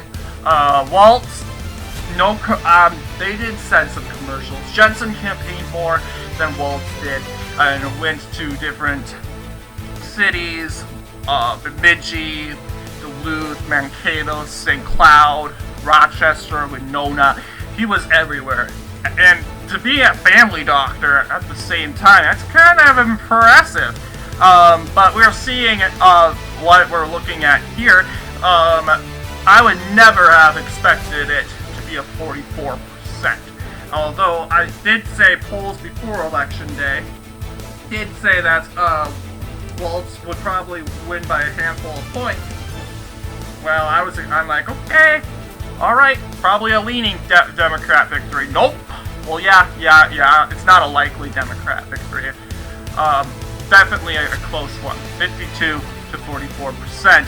Let's take a look here at Winona County. This county voted for Biden. Now it is going to Jensen by just a couple points. Well, actually, just not even by a point at all. We're taking a look at Rice County right here. This county went for Waltz. This county going for Waltz. Rice County voted for Trump twice. However, this county does vote Democrat often in state elections. So I'm not surprised. Although, I definitely expect Monoman County, a Native American county, to get Democrat. and that's not the case anymore. Let's take a look at the Secretary of State election, Steve Simon winning re-election, 54%. And I knew that Simon was going to win. Simon was the #1 Democrat that did the best, performed the best in Minnesota. Simon, as you know, received 54 against his opponent, Kim Crockett. Crockett, not a politician at all, however, is an election, a lawyer, I believe. I don't know what she is, but I know she did write children's books. She is very active when it comes to elections. She worked in elections. She went to Philadelphia, studied in election works. And a lot of people agree she was fit for this election. However, only obtaining 45%. Actually pretty better than Jensen's 44%. Crockett managed to win more votes in Winona County.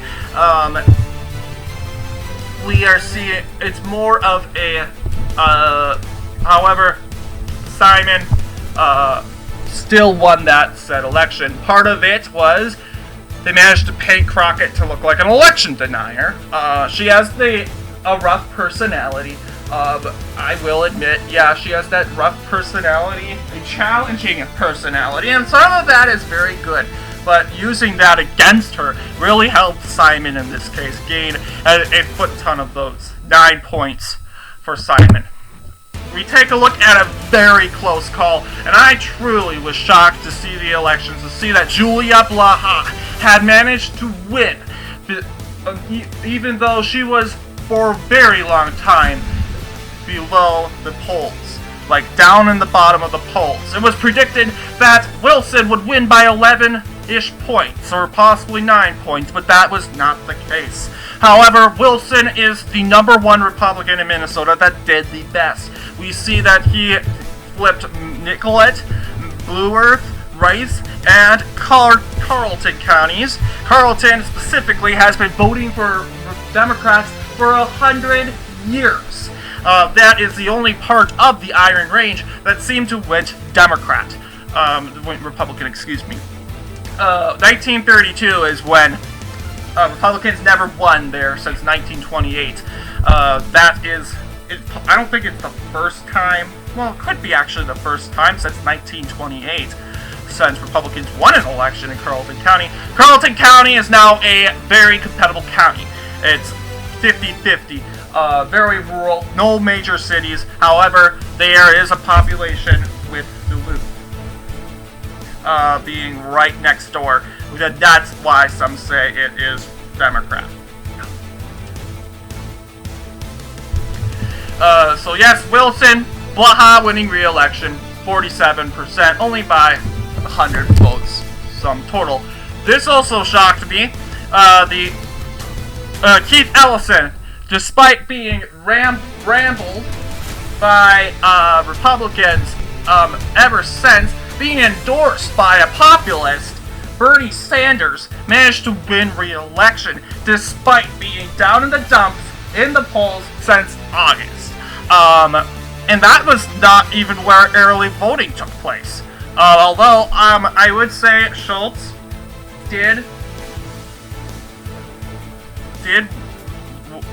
was often attacked, and they did throw the abortion thing out, and I don't understand why they did that, because Attorney General is not about abortion. It's not about abortion. It's about, crime, law, and safety, and that's what Republicans mainly focused on in these elections.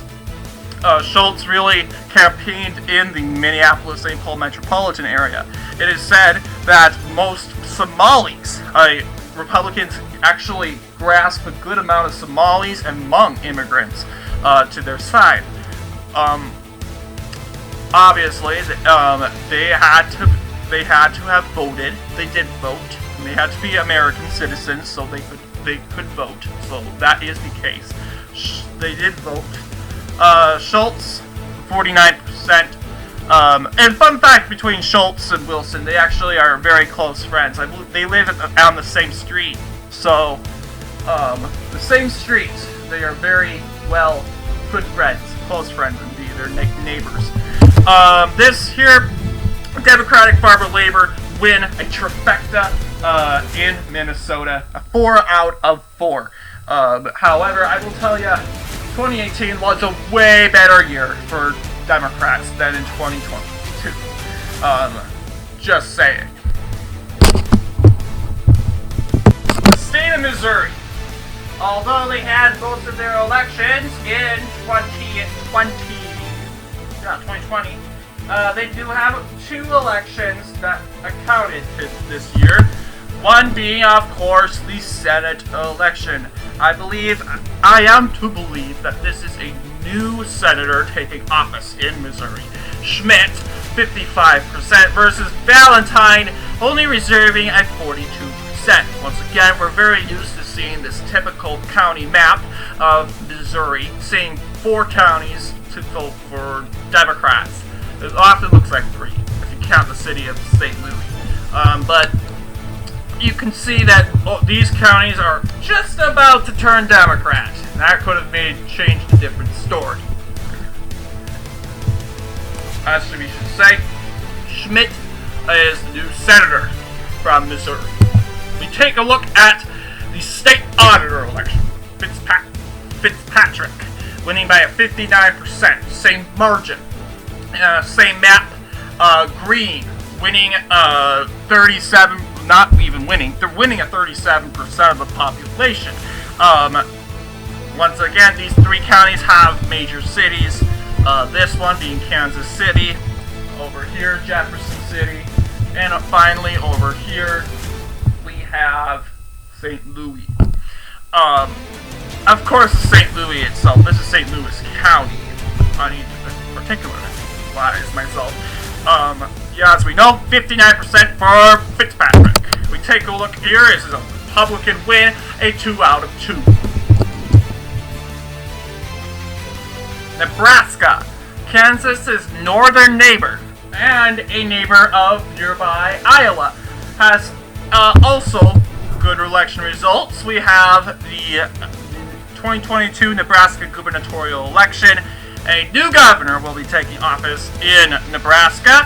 Pillen winning by 59%, and then there's this vicious bloody flood, 36%, and I like making, okay. Yeah, I guess the Pillen supporters would be doing that joke a lot, but yes, blood getting a 36%. Carrying, this county holds Omaha, and this one I believe is Lincoln. Well, Lincoln would be right far. Okay. Actually, yes, I think that's Lincoln here. Lincoln, Omaha. Taking a look here is another staggering results. The Nebraska Attorney General election. Hilgers. I don't know if he's already incumbent, but if you weren't incumbent, I was surprised to be more equal, but he got a staggering result. 69%, thus said Democrats did not file anyone against him. They did not find an opponent, therefore I believe it was a libertarian that went against him. However, Hilgers did get majority vote, 69%. A big win, Efnin? I don't know if that's his name. Nebraska Secretary of State election, we have Efnin unopposed. Therefore, I don't think anyone voted for him. Democrats definitely didn't vote. I mean, not saying that they could. They wouldn't. I mean, some could have. If they actually liked the guy, why not?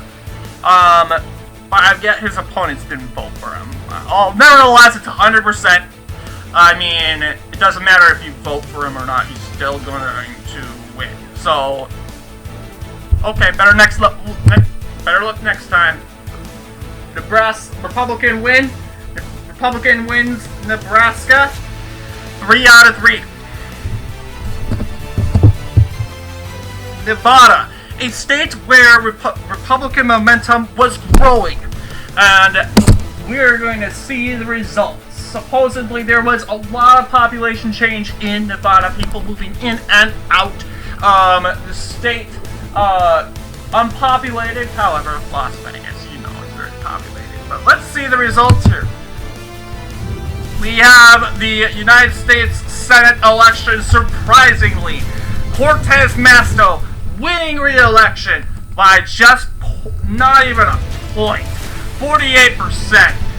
This was a close call with Adam Laxalt ahead for most of the election. Cortez Masto managed to seize the lead the same night where the election was called for her. So, just by only 100 or less votes did Masto win. Not to mention, we still have this county. Clark County, as you know, votes Democrat because of Las Vegas. Well, it's also pretty easily winnable. So we take a look at that. We take a look at the gubernatorial election, defeating a Clark County sheriff, defeating the governor of Nevada. A momentous gain. Sisolak losing only to his opponent, Lombardo, to a 48% margin. Once again, Sheriff Lombardo will be the new governor of Nevada in 2023. We are going to see a Republican governor take over in Nevada, and I'm kind of interested to see how that's going to turn out for the state, and whether this would rather Republicans will capitalize on this and make a Republican Nevada. We'll see how that works. So 48% for Lombardo, Sisolak 47%. Now we have the Nevada Lieutenant Gubernatorial election. Anthony receiving 49%, beating Burkhead compared to his 45. Burkhead only managed to win Clark County, and Republicans managed to take this county up here. Once again, Carson City is its own separate city. It's pretty Republican too, so I'm not really surprised to see that it's going Republican pretty often. Anthony winning by 49%. Burkhead 45%. This was a decisive win, some say.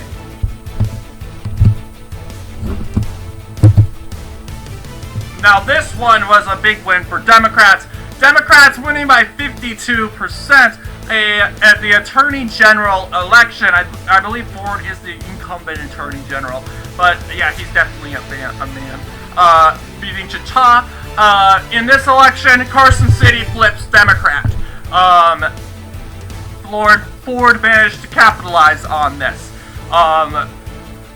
Chita underperforming, 44%. Not that good not a good night for Republicans when it comes to the Attorney General election. Let's take a look at the Secretary of State. The status quo, but Democrats managed to win this. The Aguilar winning at 48% compared to Merchant winning a 46%. Once again, I'd say Aguilar winning by 2 points. Canine winning the election here in the state treasurer election. We have Canine 47%, and we have the Foyer winning 46%. Canine, the winner of the state treasurer election, with a 47% margin of victory. Because of this, we didn't see this coming. Well, we knew Republicans were probably going to seize the gubernatorial election, but we also kind of knew, Republicans were going to kind of seize, Laxalt was probably going to win the Senate election. Well, that often really proves how wrong polls are. Democrats managed to win, and I mean, in the end, they could have held this position, but this is a Democrat win, having only lost 2 races. Once again, Democrats win Nevada. They managed to keep Nevada from the Republicans. New Hampshire, the most conservative state in New England, more of a compatible state, a swing state to be exact. New Hampshire is just like Maine. They do the appointing for their other offices. It is the governor and senators that the people here elect. First off, we have a Republican victory. Christopher Sununu, winning re-election.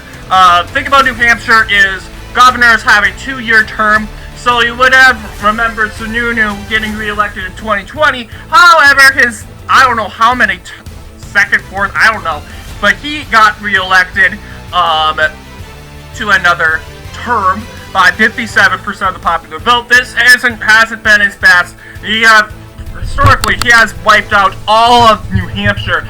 This here. This is the most Democratic county. I don't know. It has a city or something. It does not have Concord, for those of you who are New Hampshireans would know. But Sununu winning re-election, 57%. He is up for re-election in 2024. That's New Hampshire and Vermont. They get their governors re-elected. They have 2-year terms. Sherman, 41%. And the thing is, Sununu, everyone likes to call him a rhino. Actually, Christopher Sununu, he's actually a good. He actually voted for Trump twice and did not condemn. Actually, he condemned the January 6th insurrection. However, has not blamed it on Trump, and is pretty loyal and stands by Trump when it comes to the Biden administration. So Sununu is not really a rhino. However, he does kind of make fun of Trump and his comments. Yeah, Trump needs to be a little smarter with his comments, I will admit it. But he likes to have, he's a little fun. But Sununu is actually a pretty good Republican. And that said, New Hampshire loves the balance of power between the parties in their state. They like Republicans controlling this half and Democrats controlling this half. The Republicans currently control the executive branch of New Hampshire, as Democrats control the legislative branch.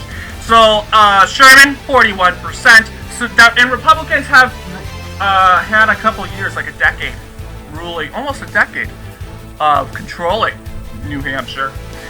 So yes, New Hampshire is a pretty red state when it comes to governors. So Sununu, 57%, Sherman, 41%. Now it turns the total opposite. Now this was a compatible race, the 2022 United States Senate election. Now this election kind of faded out after Roe v. Wade was overturned. New Hampshire is a pretty libertarian state. It is pro-gun, but it's also pretty pro-choice, pro-abortion. They believe that women has the right to choose. It's all about rights in this state. You have the right to own a firearm. They don't want to ban the guns, and they don't want to ban the abortion. So when Roe v. Wade kind of overturned, that kind of really, Hansen saw a huge rise when it comes to her polls. Through that, in most of the summer, Bolduc was below in the 30s. This was a non-compatible race. And then suddenly, when the so-called red wave was going to happen in the polls, Bolduc comes back up again. And we're like, okay. But Hansen has always had the lead throughout of 2022. So we all knew Hansen was going to win. So this wasn't a surprise. Senator Hansen getting a decisive victory, as Hansen actually got a lesser margin in 2018, winning by just a point. Now Hansen winning by 9 points. A good decisive victory. And as you can see, the same results as the 2020 election, if you have not noticed. We have a controversial one. Democrats and Republicans have at least one win. However, New Hampshire New Hampshire state legislature is controlled by Democrats, so we're going to recognize this as a Democrat poll, giving it to a point for the Democrats.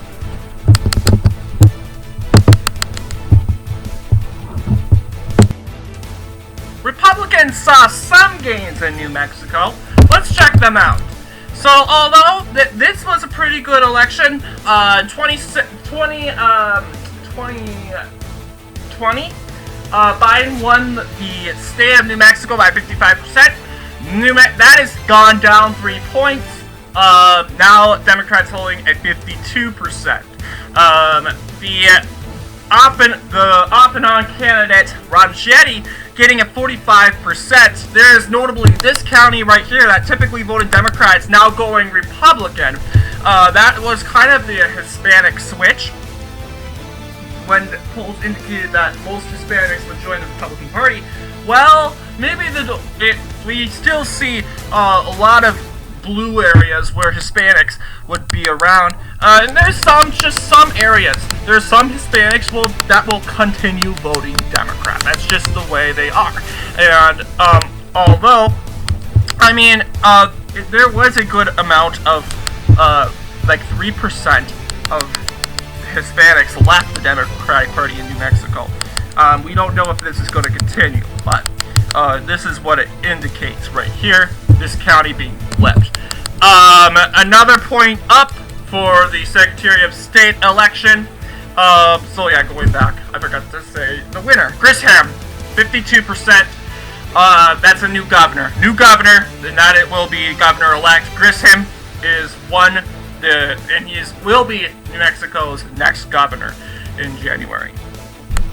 The Secretary of State, Toulouse, winning 54%. Decisive victory. Trillo, same typical results. We have this county right here. You see Democrats have taken it back. But the only question is, can Republicans take it back in the next election? So this is Secretary of State. Toulouse, 54%.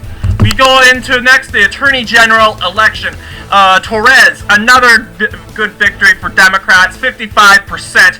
And then there's Gay, winning 44%. We have Torres winning the election by 11 points. And you'll see that they had a good grip here on this county right here. This is pretty much a compatible county. Democrats seeming to do a good job in that area so far. As you see, the darker blue indicates the more harder it will get for Republicans to win these counties. But the lighter blue, like over here, are counties that Republicans could possibly flip. Just a good indicator for 2024. Montoya, there's the people with the two names again. Montoya versus Montoya. I have no idea that they're related. Montoya, I'm going to call this Montoya number 1 and Montoya number 2. This is Harry Montoya. Harry is from this county.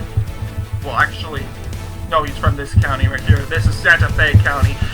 He is a sheriff. No, not sheriff, but he's lower sheriff, city councilman. I can't remember.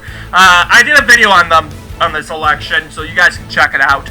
But that's Sandoval County, but Montoya.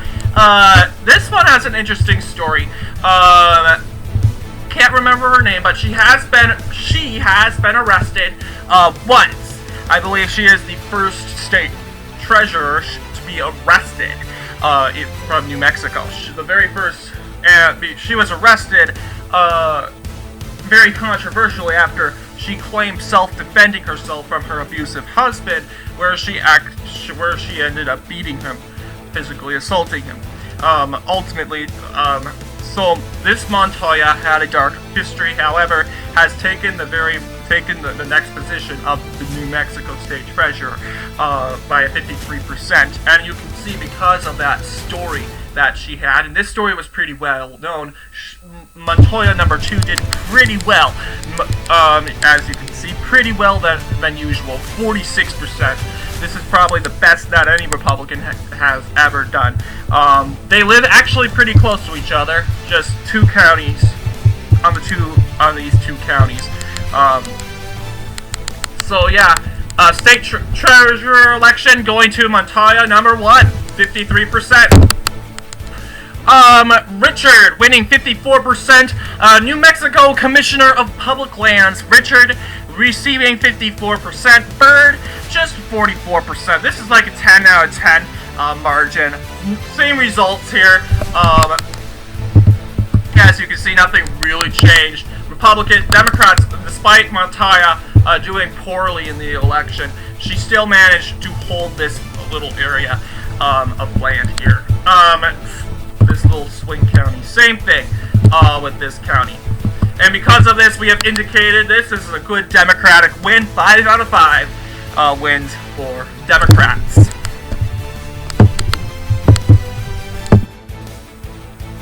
Although all elections were Democrat wins in New Mexico, Republicans saw political gains in this state also.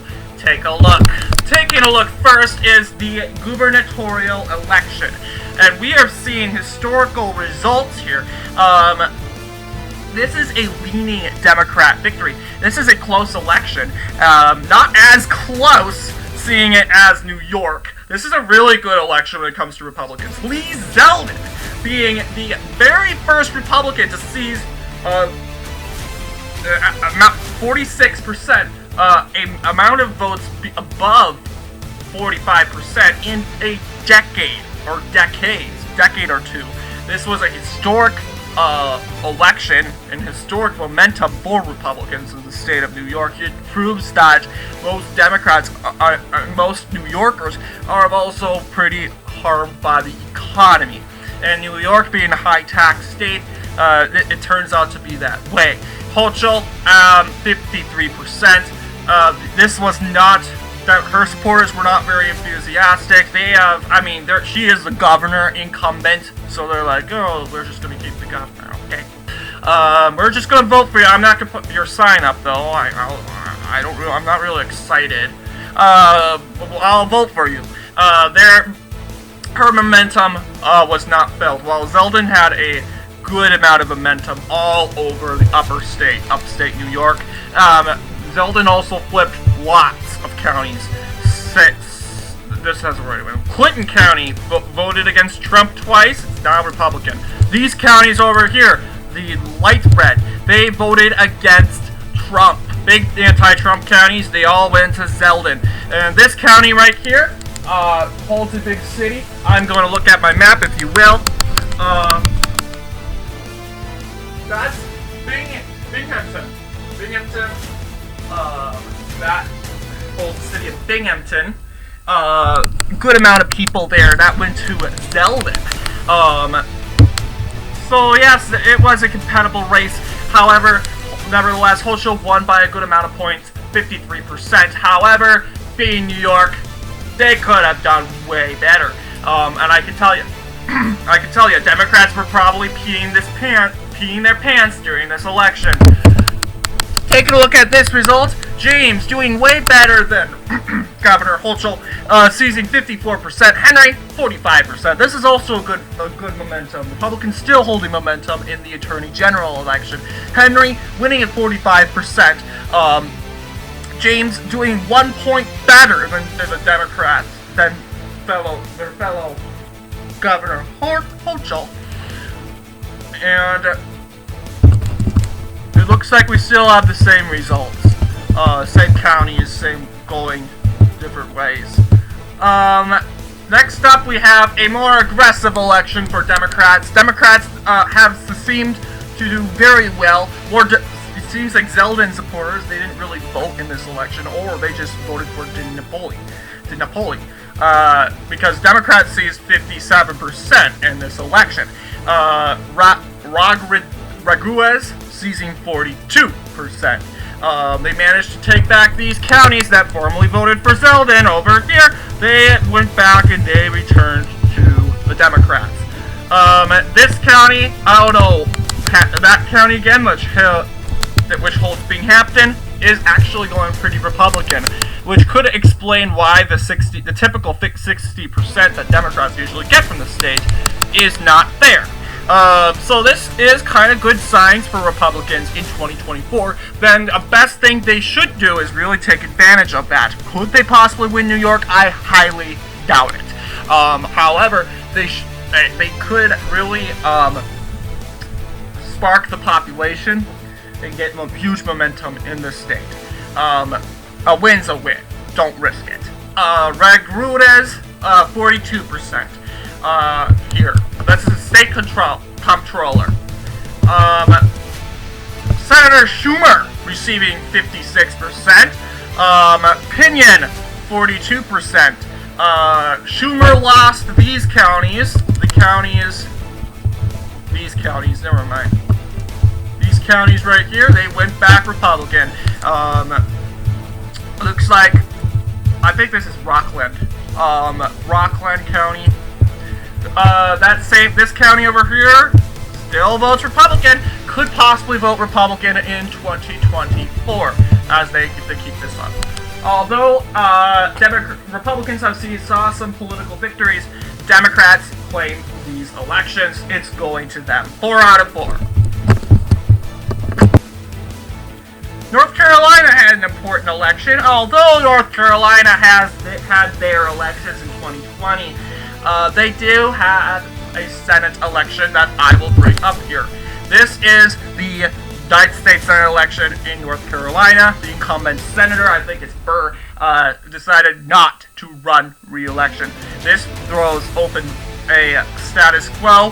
However, Mr. Budd here seizing 50% of the popular vote, 3 points, and Budd has remained ahead in the polls compared to the Supreme Court Justice Besley, who received 47% of the popular vote. You'll see New Hanover County right here.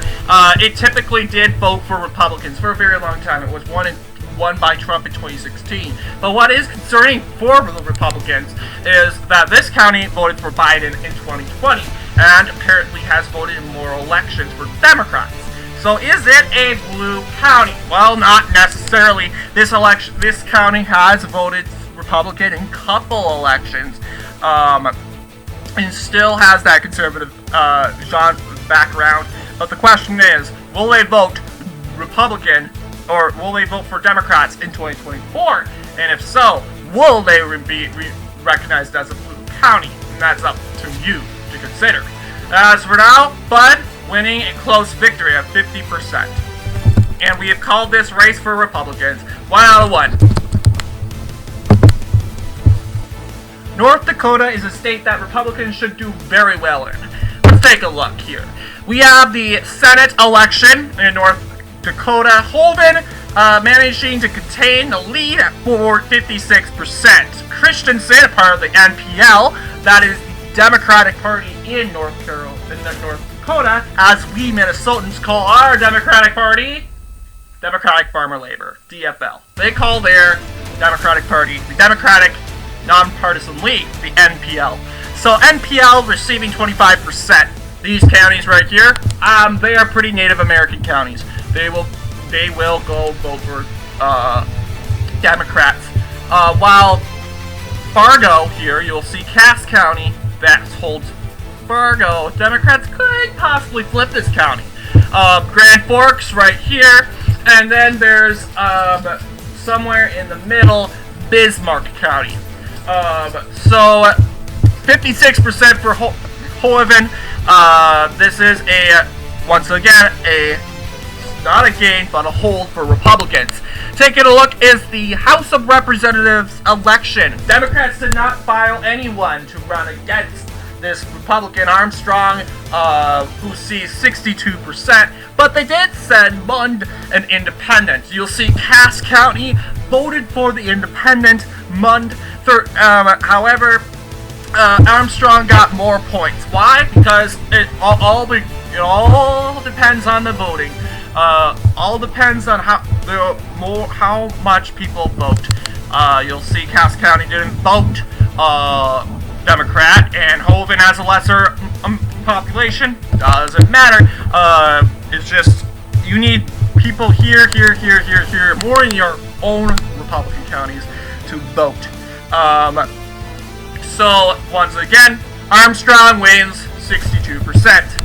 We take a look at the Secretary of State election. We see Secretary, I think he's an incumbent Secretary of State. I have no idea. But Hull wins at 63%. Powell, the nonpartisan Democratic Nonpartisan League, winning at 27%.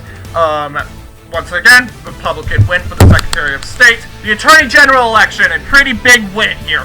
Wrigley, who sees the lead for the best at a 71%. Wham, 28%.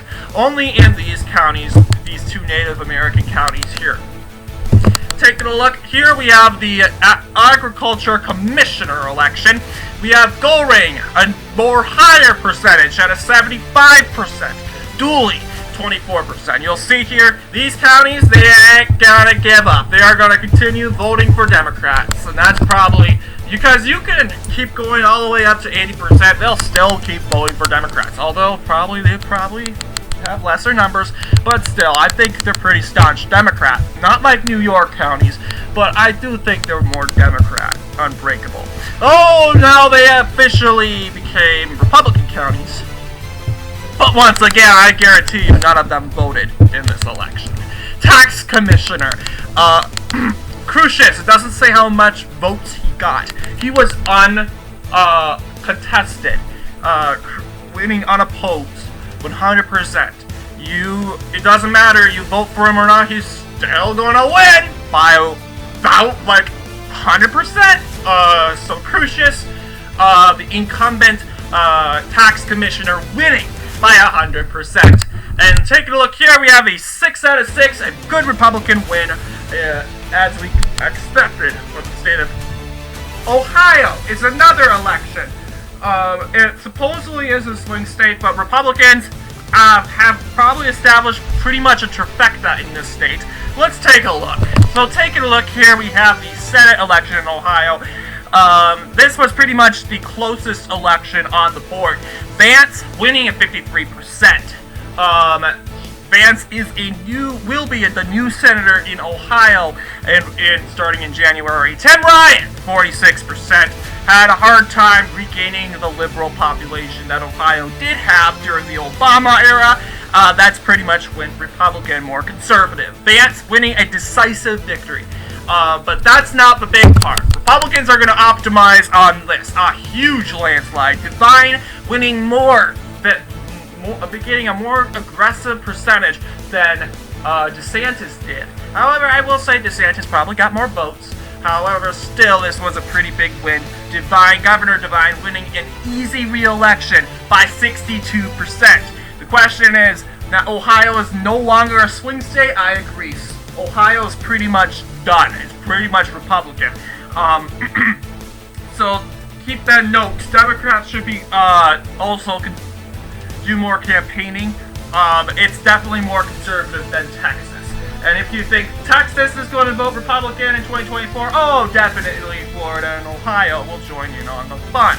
So, yes, 3 counties only voting for his opponent, Whaley, 37%. Devine winning a decisive victory at a 62% margin. Yost winning at a 60% margin, manages to win 5 counties, win a lot of counties, while Crossman wins 37% of the population, only winning 3 counties. Although he did flip this county right here. I don't know what the deal is, being by conservative Kentucky. It does have a city. It has, oh yeah, Cincinnati. It has Cincinnati over there. So yeah, Cincinnati. And then there is same results with the Secretary of State election. However, LaRosse receiving 59%. Clark, same thing, 39%. Well, win's a win. A landslide's a landslide. And the treasurer election for the state treasurer, Sprague, I don't know how to pronounce your name, but he wins a 58%. That's a pretty good victory. However, this county was flipped for Democrats.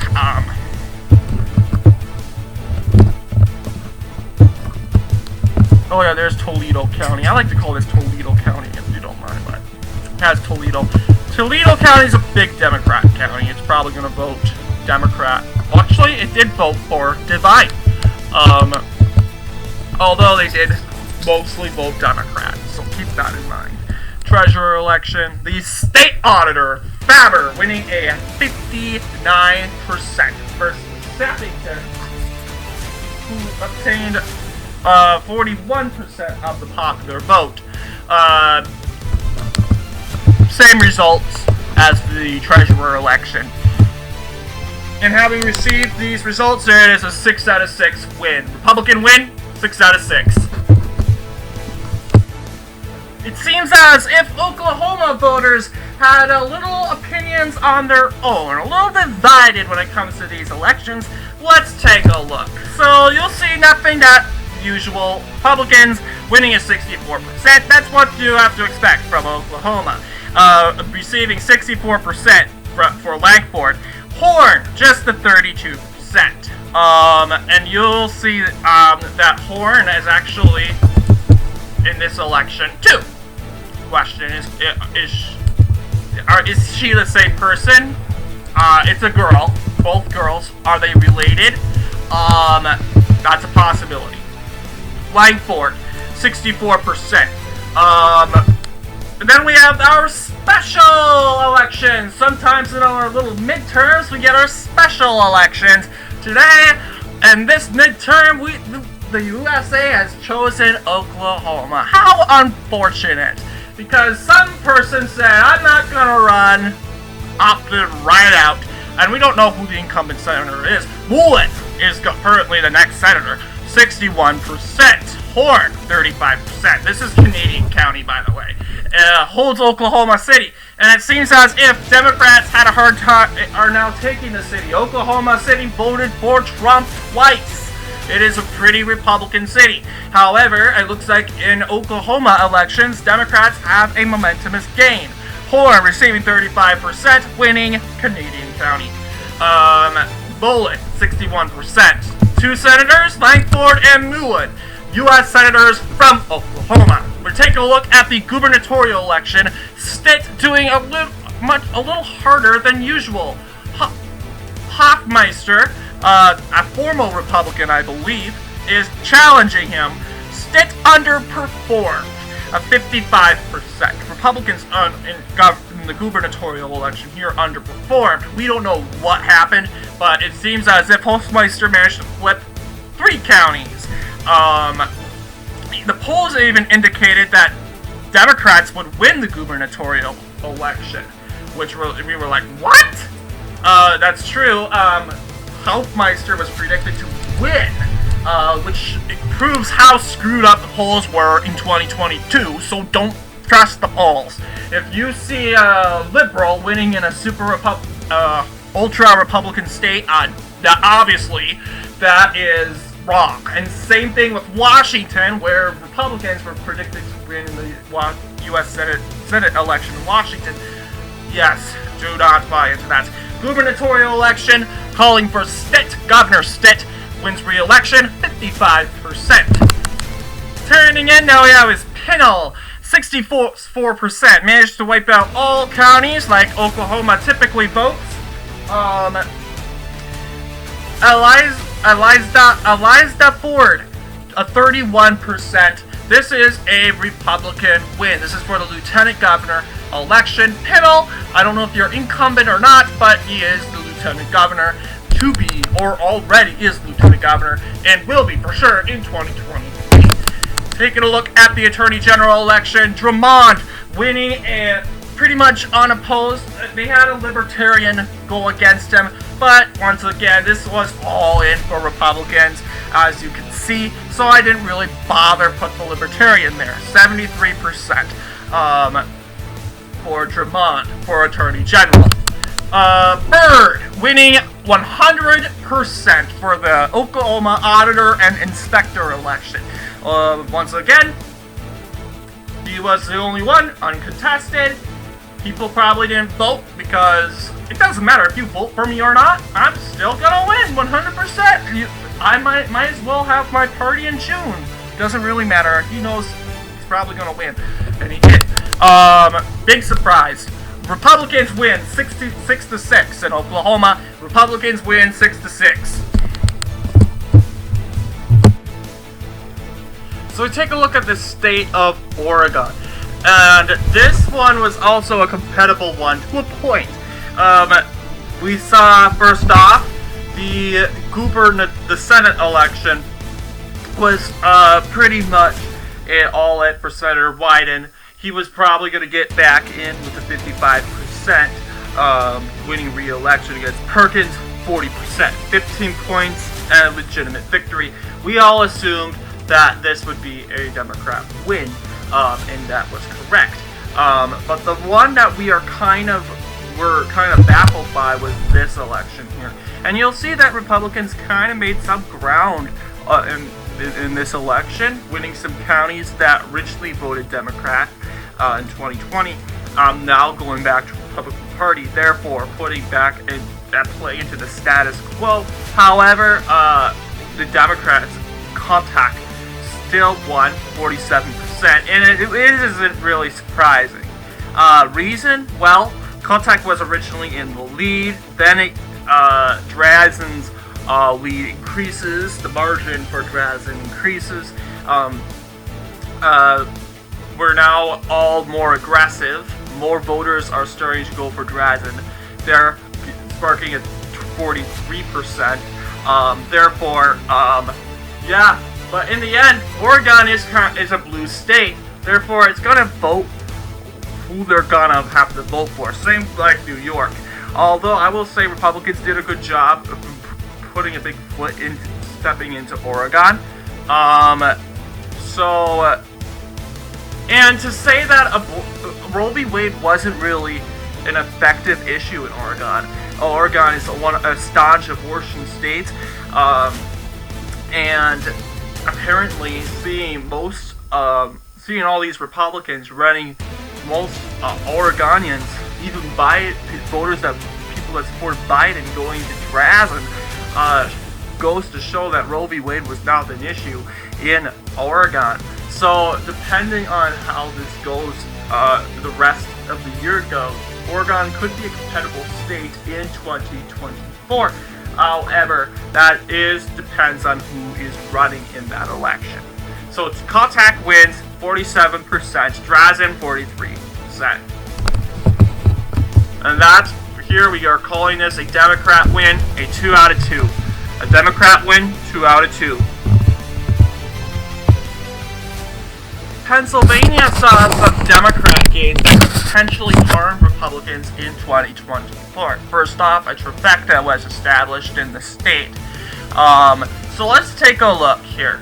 So, first off, this was kind of already decided.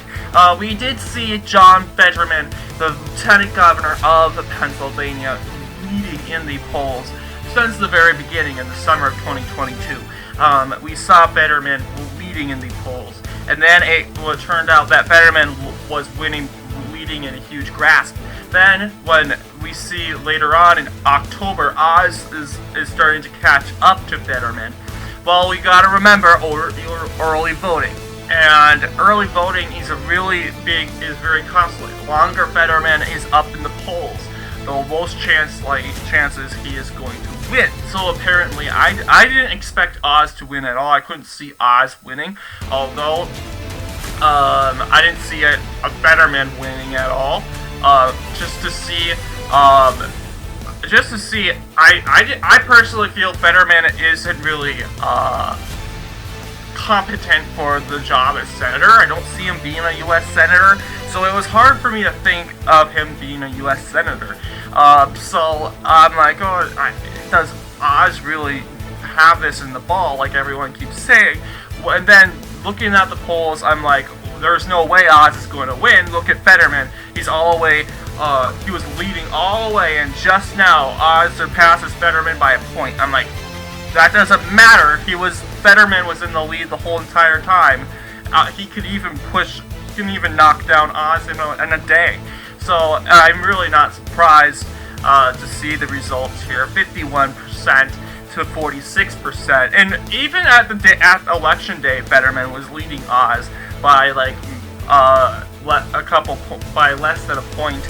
But the point was Fetterman was in the lead, and I guess deep down we all knew Oz had the lowest chances of winning. I guess this is take this as a grain of salt and learn for 2024.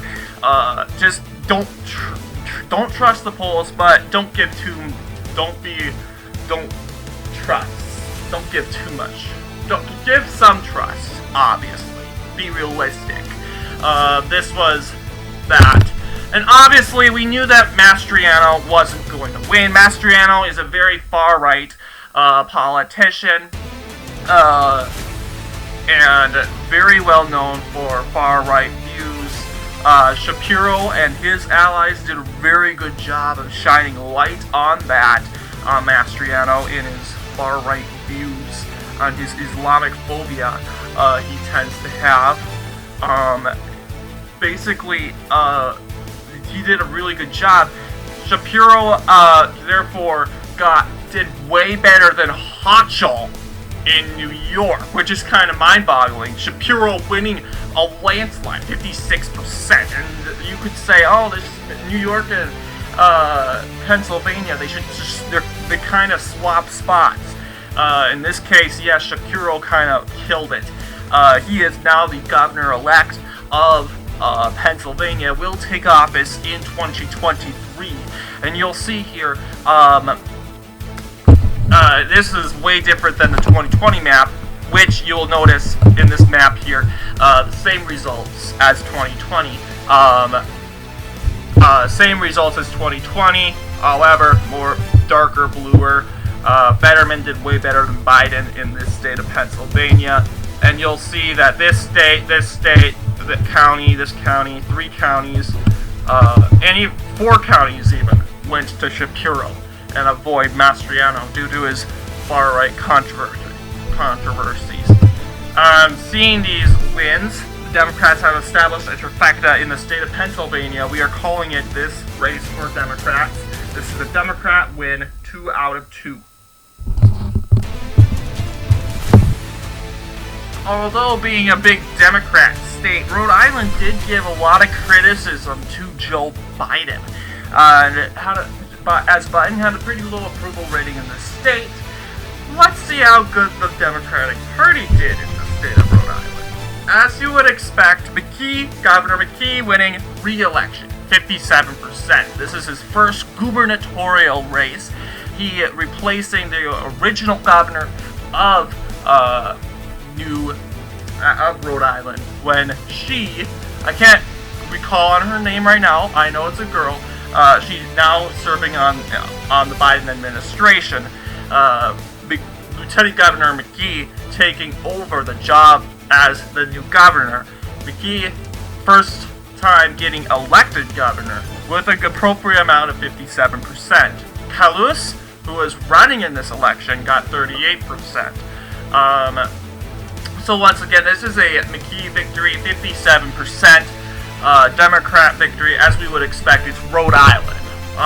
Taking a look at the lieutenant governor election, you'll see one county right here. That is Kent County, and that's the most conservative. Although Kent County, it votes Democrat most of the time.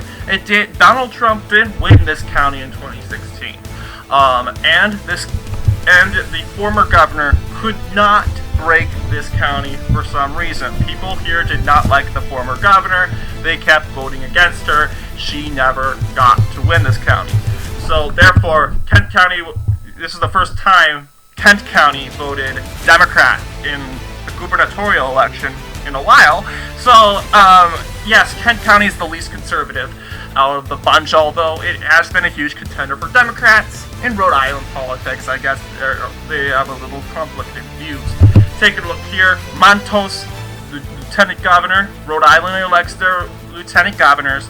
Matos receiving 51%. A little poorly, as a typical really, you get a little poorly, Matos. You could have done a little better, but it is what it is. Gukian managed to get 43%, obtaining Kent County. That is a win. Taking a look here, we have the Rhode Island Secretary of State election, once again affirming true victory. Amor, 59%. Cortellissa, just 40%. This was a decisive victory, once again, Amor winning every Rhode Island county. This is a Democrat victory here. Taking a look here, we have a more aggressive victory. Naranja, a 61% here. 61% for Naranja in the Attorney General election. Calenda, just a 38%. The State Treasurer, Doyosa, winning at 54%, just 9 points above his or her opponent, Lathrop, winning at 45%. Lathrop winning Kent County, just a small majority. Once again, seeing political gains, and this could benefit Republicans, seeing that Republicans won Kent County twice now.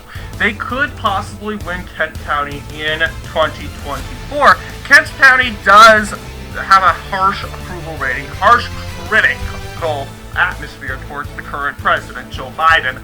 So it would be very interesting to see, will Kent County vote for Biden in 2024? And we'll see about that in 2 years. Thus, seeing the results, we had a 5 out of 5 Democratic victory in Rhode Island. 5 out of 5 for Rhode Island.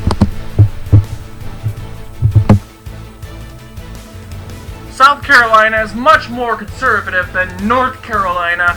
North Carolina being a swing state. South Carolina is much more conservative. Let's see how they do in these elections. Taking a look here, Republicans winning 100% in the Attorney General election. Wilson winning, incumbent Attorney General Wilson winning 100%, winning unopposed. I can guarantee you nobody voted for him. Reasons? I wouldn't honestly vote for someone. I think it's a waste. I don't know. I mean, I could just be sending the ballot down the machine right now instead of circling a name, even though he's going to win 100%. I mean, let's be honest. He's probably going to win if he's uncontested. And I don't get voting for someone if they're going to win 100%. But yeah, 100%. It doesn't even say how many votes he got. It doesn't really matter. He's going to win anyway, but it requires that he be on the ballot. That's the law in every state for an uncontested candidate. So Wilson winning 100% of the vote. Taking a look here is the gubernatorial election. McMaster, like McKee. We have another McMaster. All those MC, and we have, yeah. I just made a little joke. McMaster, Governor McMaster, 58%. Cunningham, 40%. Now, the thing about South Carolina, I believe South Carolina went to Trump for 56%. McMaster, Republicans getting 2 points better in the state. Cunningham, only 40%. These counties over here, you'll be like, oh, I wonder why there's so many blue counties over here. Well, those are actually part of the Black Belt. These blue counties have great amounts of African American population. However, not counting this county, this has Charleston and Columbia. You're probably right here because you can't forget about the counties that have cities. But the ones right here, this one is an big African American county. This one's an African American county. This one might be a part of the Augusta Metro, but once again, why basically it looks like a spider web. I like to think of South Carolina election map as a spider web. That's because of the African American population over there.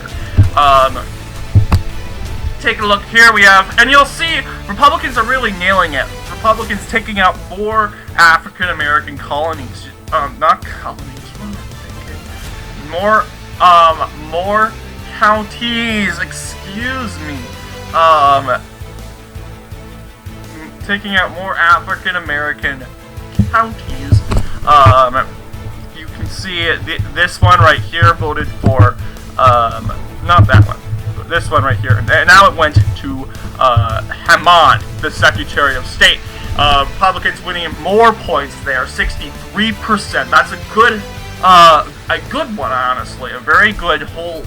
Butler, only receiving 36%. Over here, the black belt right here, still holding ground, and this has Columbia.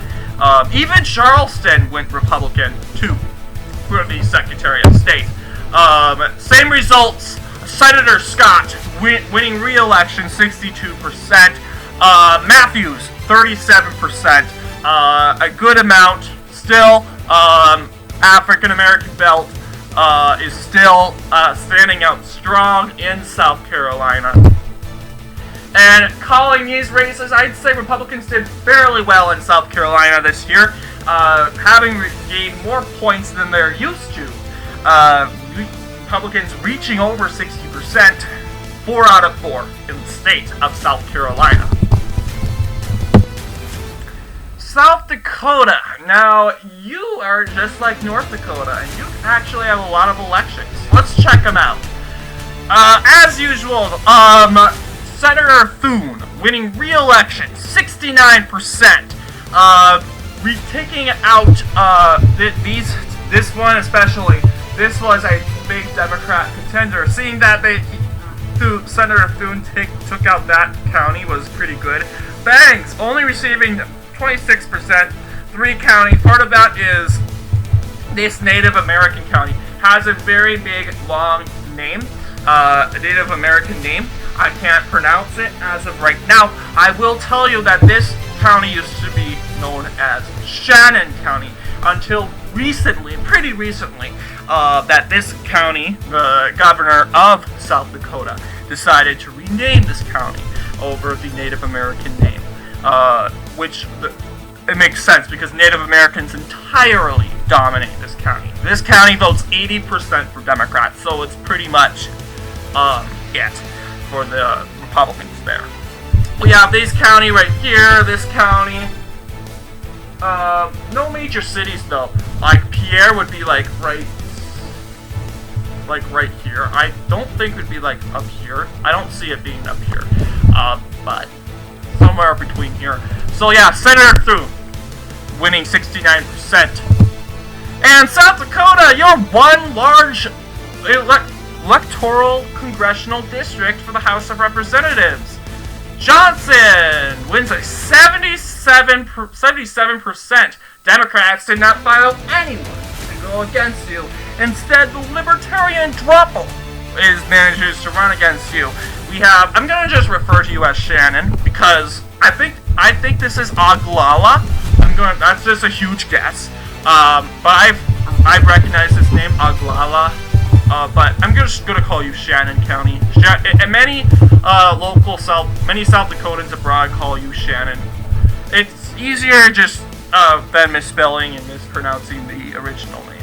Shannon, along with this county right here, voted for the Libertarian Druppel because, you know, they're huge Democrat contenders. They would die. They would rather die than vote for a Republican, so they're totally going to be voting for Libertarian right here.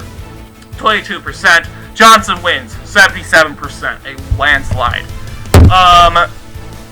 Governor Kristi Noem underperformed in 2018, winning by like 1 to 2 points. She got pretty lucky.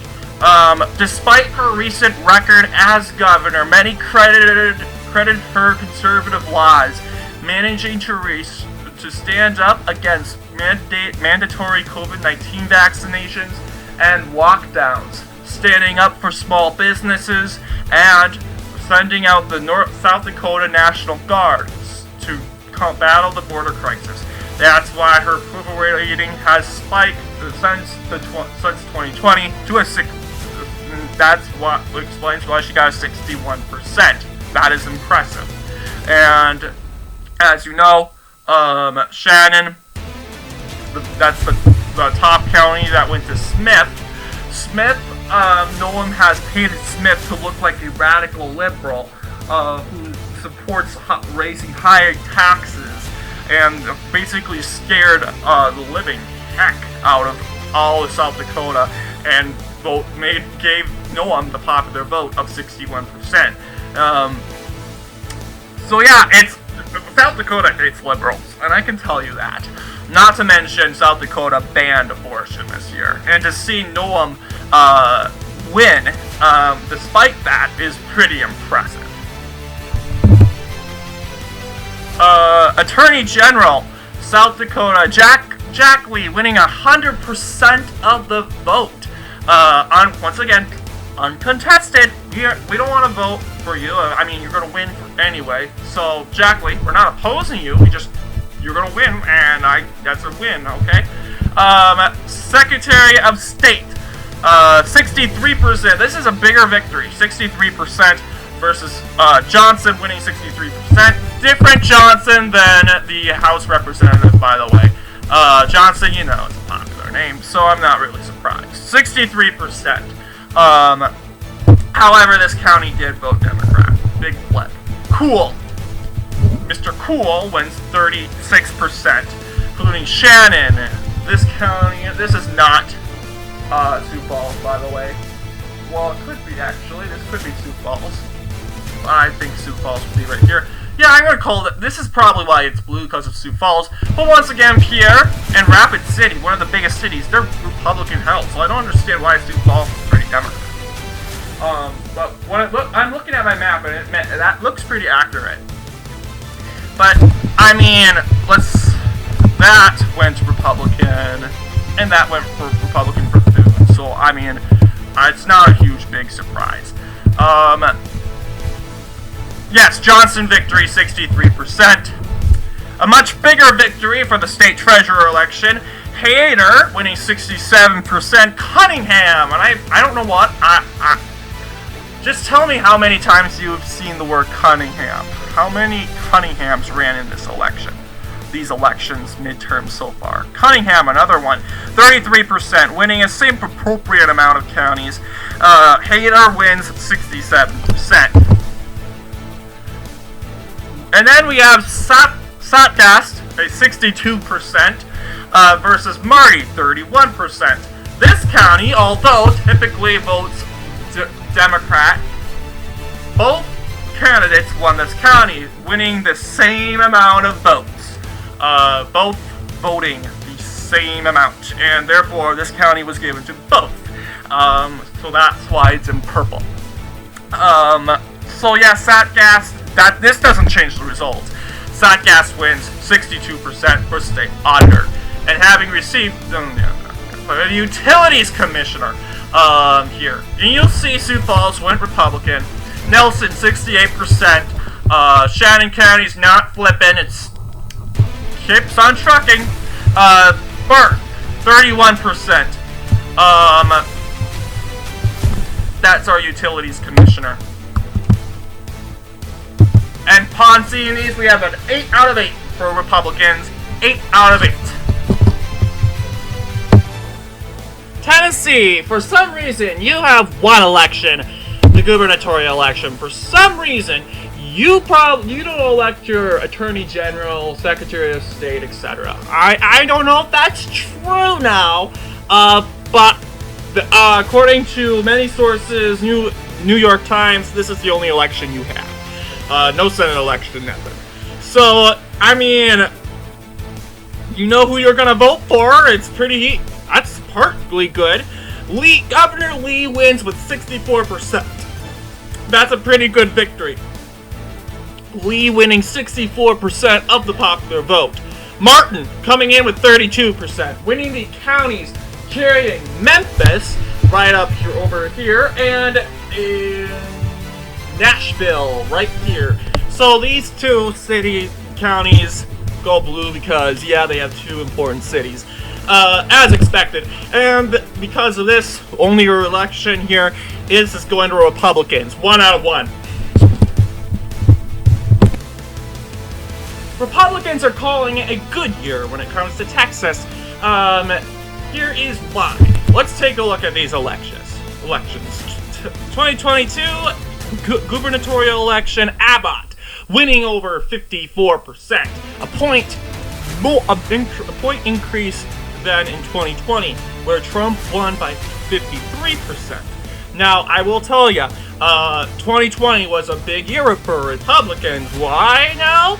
Well, because there was a huge sweep. We have this county right here was a huge Democrat county. I don't know I don't know if it's called Jim Hoggs or something, but this county voted for Democrats.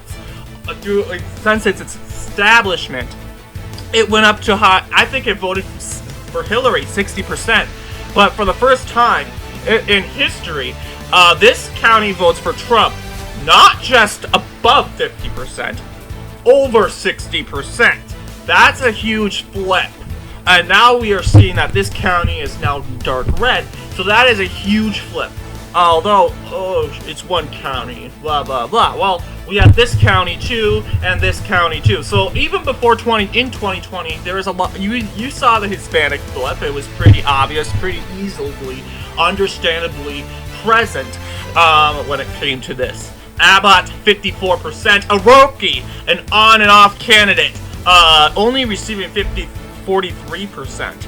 Abbott is one of the U.S. Best governors, according to polls. Has been very efficient with the border crisis, and been praised with his border policies. Once again, 53% is pretty good. Tarrant County right here went to Biden. But apparently Tarrant County voted Republican in every election, and it doesn't surprise me. Tarrant has formerly been a pretty Republican county, excuse me. But the thing is, this here, Tarrant County, the thing about Tarrant County is it's a metro county, meaning it's part of the Dallas metro. So it is, Republicans should be a little concerned when it comes to overpopulating in Dallas and more people spreading into the suburbs in Tarrant County. But as of right now, Tarrant has voted Republican this year. And once again, I say we are seeing the Hispanic population over here going Republican. More Hispanic, I like to call this the Hispanic belt, down in southern Texas here. Only a few counties here that are notably Hispanic will vote Democrat, and yes, that's the thing. Not every Hispanic county will vote Republican. It's probably there are some, like I said, with New Mexico that will they're used to voting Democrat. They've been voting Democrat their whole life. It's different. They'll continue to vote Democrat. It's hard to. Party switching is not. It's pretty hard for some people because they grew up under that party. They don't want to leave, even though their views might even change. So taking a look here, this is a pretty good win for Republicans. Governor Abbott winning re-election, continuing his rule over Texas. Taking a look, we have the lieutenant governor election. A little harder than usual. Patrick winning by 53% here. You'll see that this county now. Jim Hoggs. I'm just gonna call this Jim Hoggs. I don't even know where Jim Hoggs is. There is a county called Jim Hoggs, but once again, Texas has over 200 counties, so don't expect me to. If I'm clicking on the wrong county, don't blame me, please, because real deal here. The thing about this, I expect the Texans to know their counties, but I'm a Minnesotan, and I will tell ya, I'm pretty good about knowing other people's counties. I'm getting there, but yeah, I will tell you, this county starts with a Z, and this one originally voted for Abbott. Now, I will tell you, these two counties have little population. This county probably has like 100 people, so they have different views, I'll tell ya. And you will see this county vote Democrat because of that, because this county has a little bit of people, and so does this county. But once again, big Hispanic counties.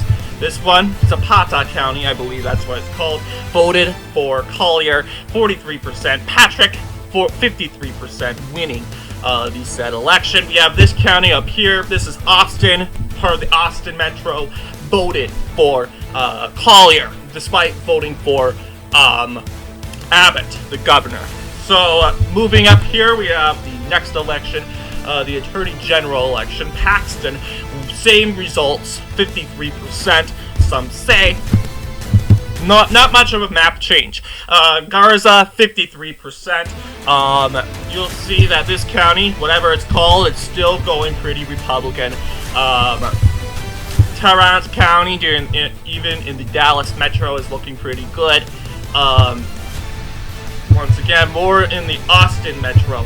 Here is this suburban county when it comes to Austin is going more Democrat. Alright, state controller of public accounts, Hagar winning at 56%. That's pretty good when it comes to Texas here. 56% is good. Dudding at 40%. You'll see this county, which is a part of the Houston metro, went Republican. Even this county, Republicans took back this county. That's part of, this is Travis County, by the way. They took back this county. This county is a part of the Austin metro. They took it back. Zapata, I believe this is called. Still pretty Democrat. This county still holding on pretty Republican despite voting Democrat for 100 years. When it comes to that. And now we see it go blue. This pretty much says it all. However, Buckingham holding a pretty good amount, a pretty good number, 56%, despite losing most Hispanics in the South Texas here. Clayburgh, 42%. You'll see looking pretty good in Central Texas. That's where most of your votes are coming from, especially in the Dallas, Austin, and Houston metros. It's also pretty important. Even San Antonio, which is right here, it's also very important when it comes to surrounding borders. Buckingham winning. Miller, another 56%. Technically a landslide if you think of it. Miller, 56%. Hayes against Hayes, 43%. This is pretty much same results here. However, this county, Jim Hoggs voted back Republican.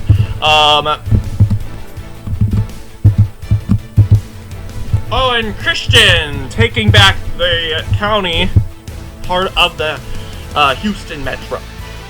Christian winning 55%, 15 points against his opponent, Warford, in the Railroad Commissioner election. Pretty good win when it comes to that. Upon seeing these results, we have concluded that this is a Republican win, a 7 out of 7 for Texas, and important for Republicans in 2024. That they should capitalize on their victories in Texas, Ohio, and Florida, because guess what? These are the three most Republican popular states when it comes to population. When it compares to New York, California, and Illinois, the three most Democrat, that's pretty good. But when it comes to electoral votes, Texas, Ohio, and Florida is a good amount of electoral votes guaranteed for Republicans if they keep this up, and already guaranteed with California, Illinois, and New York already guaranteed for Democrats. But the question is Pennsylvania, Michigan, Georgia, Well, that's why those states are so important. But when it comes to Republicans containing your margin and your strength in the states of Georgia, Ohio, and Florida is really important when it comes to winning. Vermont state has one election for us. Once again, this state, we are going to be looking at their elections in 2024 next. But let's take a look at what they have for us. Now, Democrats did not compete in Utah's elections. Instead, the Democrats mostly endorsed McMullen, an independent and a former Republican. McMullen mainly considers of Republican views. So even if McMullen won this election, it doesn't really hurt Republicans at all, because he most likely will identify and associate with the Republican Party. So that's just 3 points. I mean, most Republicans, although results looking pretty close here, Republicans didn't sweat this, because, a good point, points of points. Senator Lee, nevertheless, getting re-elected, 53%. McMullen has been low in the polls. Actually, they used to be right on election day. They were so close in winning. Basically, McMullen, I don't even know, had the lead at some point, which proved to be how influential. McMullen also is a presidential candidate, but independent, and sees a lot of votes in Utah in 2016. So, very renowned guy, but nevertheless, Senator Lee gets reelected, 53% popular vote, along with McMullen, 42%. This, upon seeing these results, we're calling this a Republican win.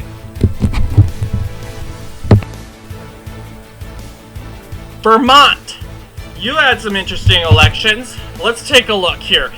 Senator Welch winning 67% of the popular vote, winning that one little Republican county right here. That's really typical voting Republican.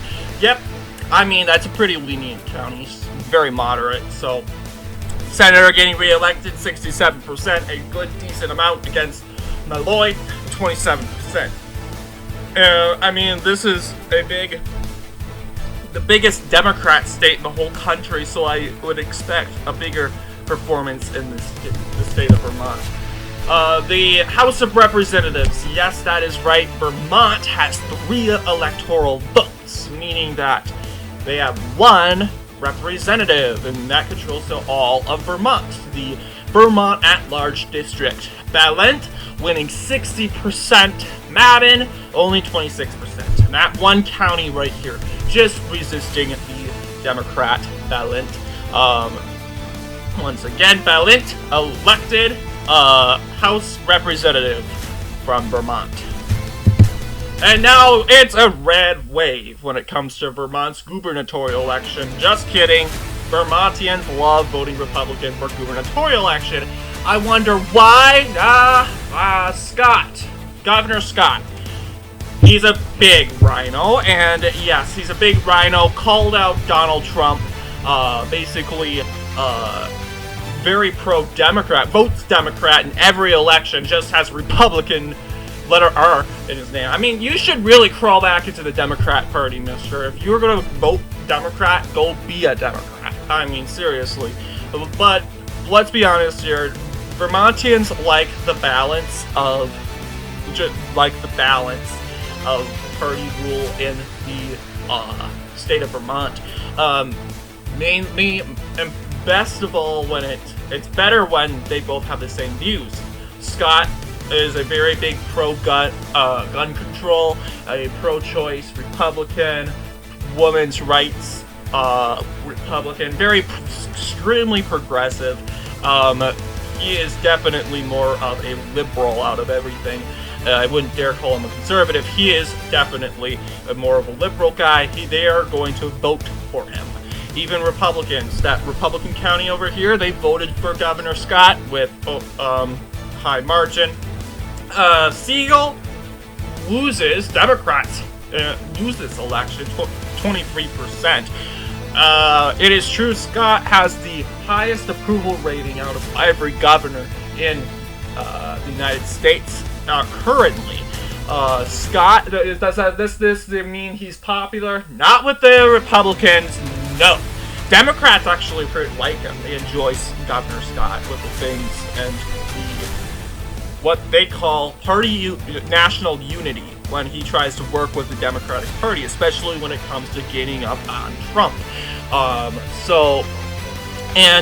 Giving it Biden, telling everyone to go vote for Biden, and endorsing Joe Biden in 2020 was a big reason why Republicans this election probably didn't vote. But yeah, the big rhino win, Vermont gubernatorial election. And now we take a look at this election. This guy, although he is in blue, he's actually not a Democrat, he's a progressive. He's a part of the Progressive Party. However, he's in blue for a reason. Supposedly I should have put that P right there, but he was endorsed by the Democrats. Why not? This progressive winning at 54%. Benny with a 42%, performing pretty well. Here is why. Benning took over northern Vermont, especially these counties. Or Orange County, I know that's Orange County, voted for Zuckerman, now elected the lieutenant governor. This county right here, I know this county. It's one of my favorites. It has a theme park, and of course, I totally blur it out. I know that this is Franklin, I believe. There's an Orleans County, and this is probably Orange. So yeah, Vermont's pretty easy because they only have a few big, recognizable, shaped-up counties. But that's one. Clerk, 61%. Attorney General election, Taglivia, only 32%. Claiming that one conservative county that voted for Trump twice. Thought I'd point that out just to say how conservative that county is compared to the rest. Now, I like the Vermont election. Why? Well, we'll keep an eye on this Page guy because he's super important. Pekiak winning by 62% for the state treasurer election. Now, Page only winning 32%. Once again, this same county. I don't know what this county is called. I don't know why.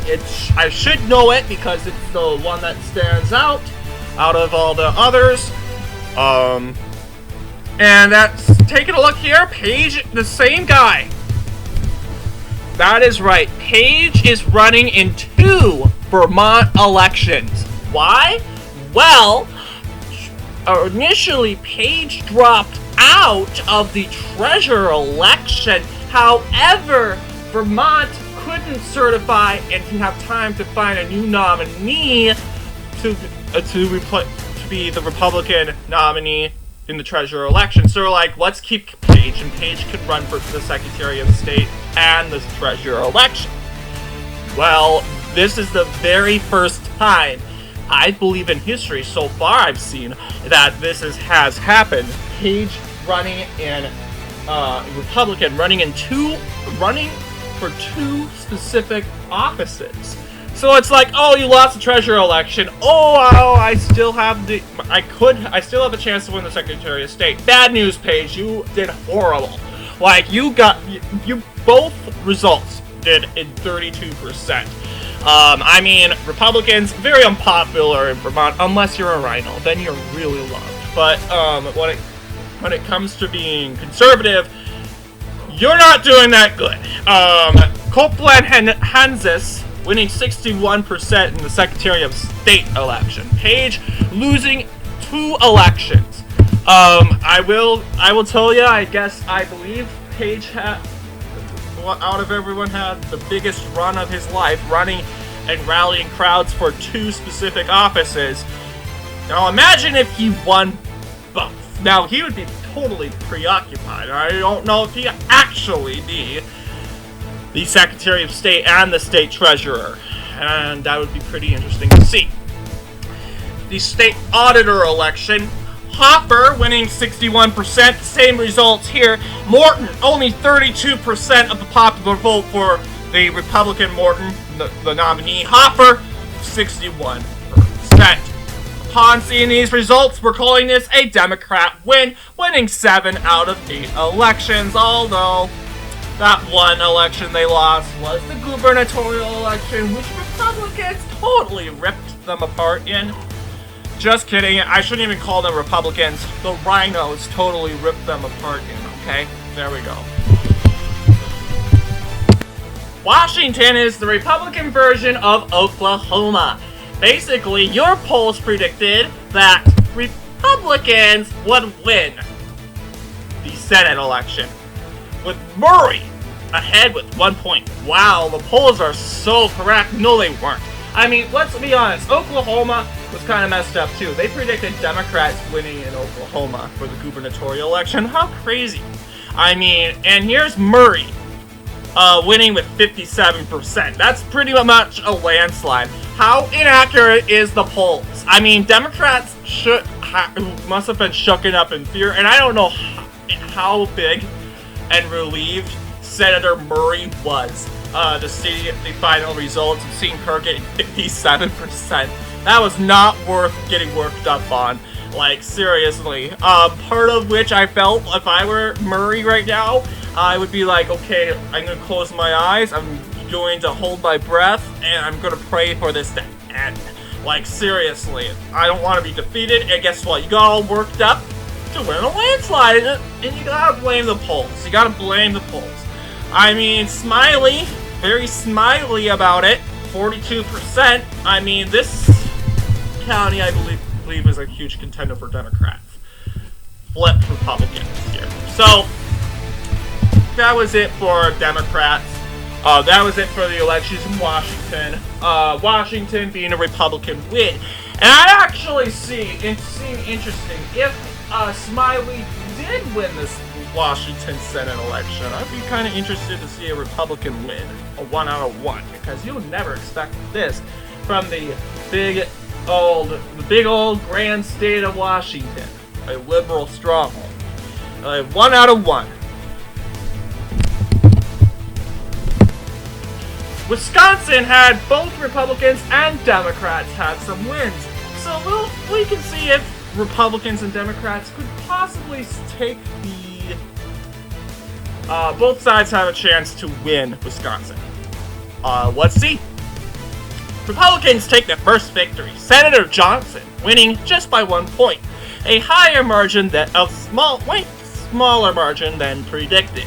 Once again, I am not surprised to see Senator Johnson win. He has held the lead through all of summer, and Barnes failed to surpass Johnson, thus leading to a victory. Mandela Barnes is the lieutenant governor of Wisconsin, so pretty popular, very well known in Wisconsin. But let's be honest, Johnson has been around since this is his 3rd term in office. So, having served in 2016, so you probably came around in 2010. Johnson probably entered the Senate in 2011, his first term. So, this looks like a 2020 map, if you don't mind me saying, except Door County went for Republicans this time. A good Wisconsin map. And about this here, I thought in Wisconsin this wasn't really, okay, Governor Evers has been high in the polls since the primaries, okay? I'm not surprised to see Evers win. What made Michaels win? Well, okay, the Evers administration did a great job of painting Michaels associated with Trump. And once again, Trump controversial, too controversial. And Michaels serving upon the Trump administration, oh no, that's super bad. Once again, this Evers administration, although had huge controversy in his first term, he manages to save himself and actually overperform, doing better in 2018.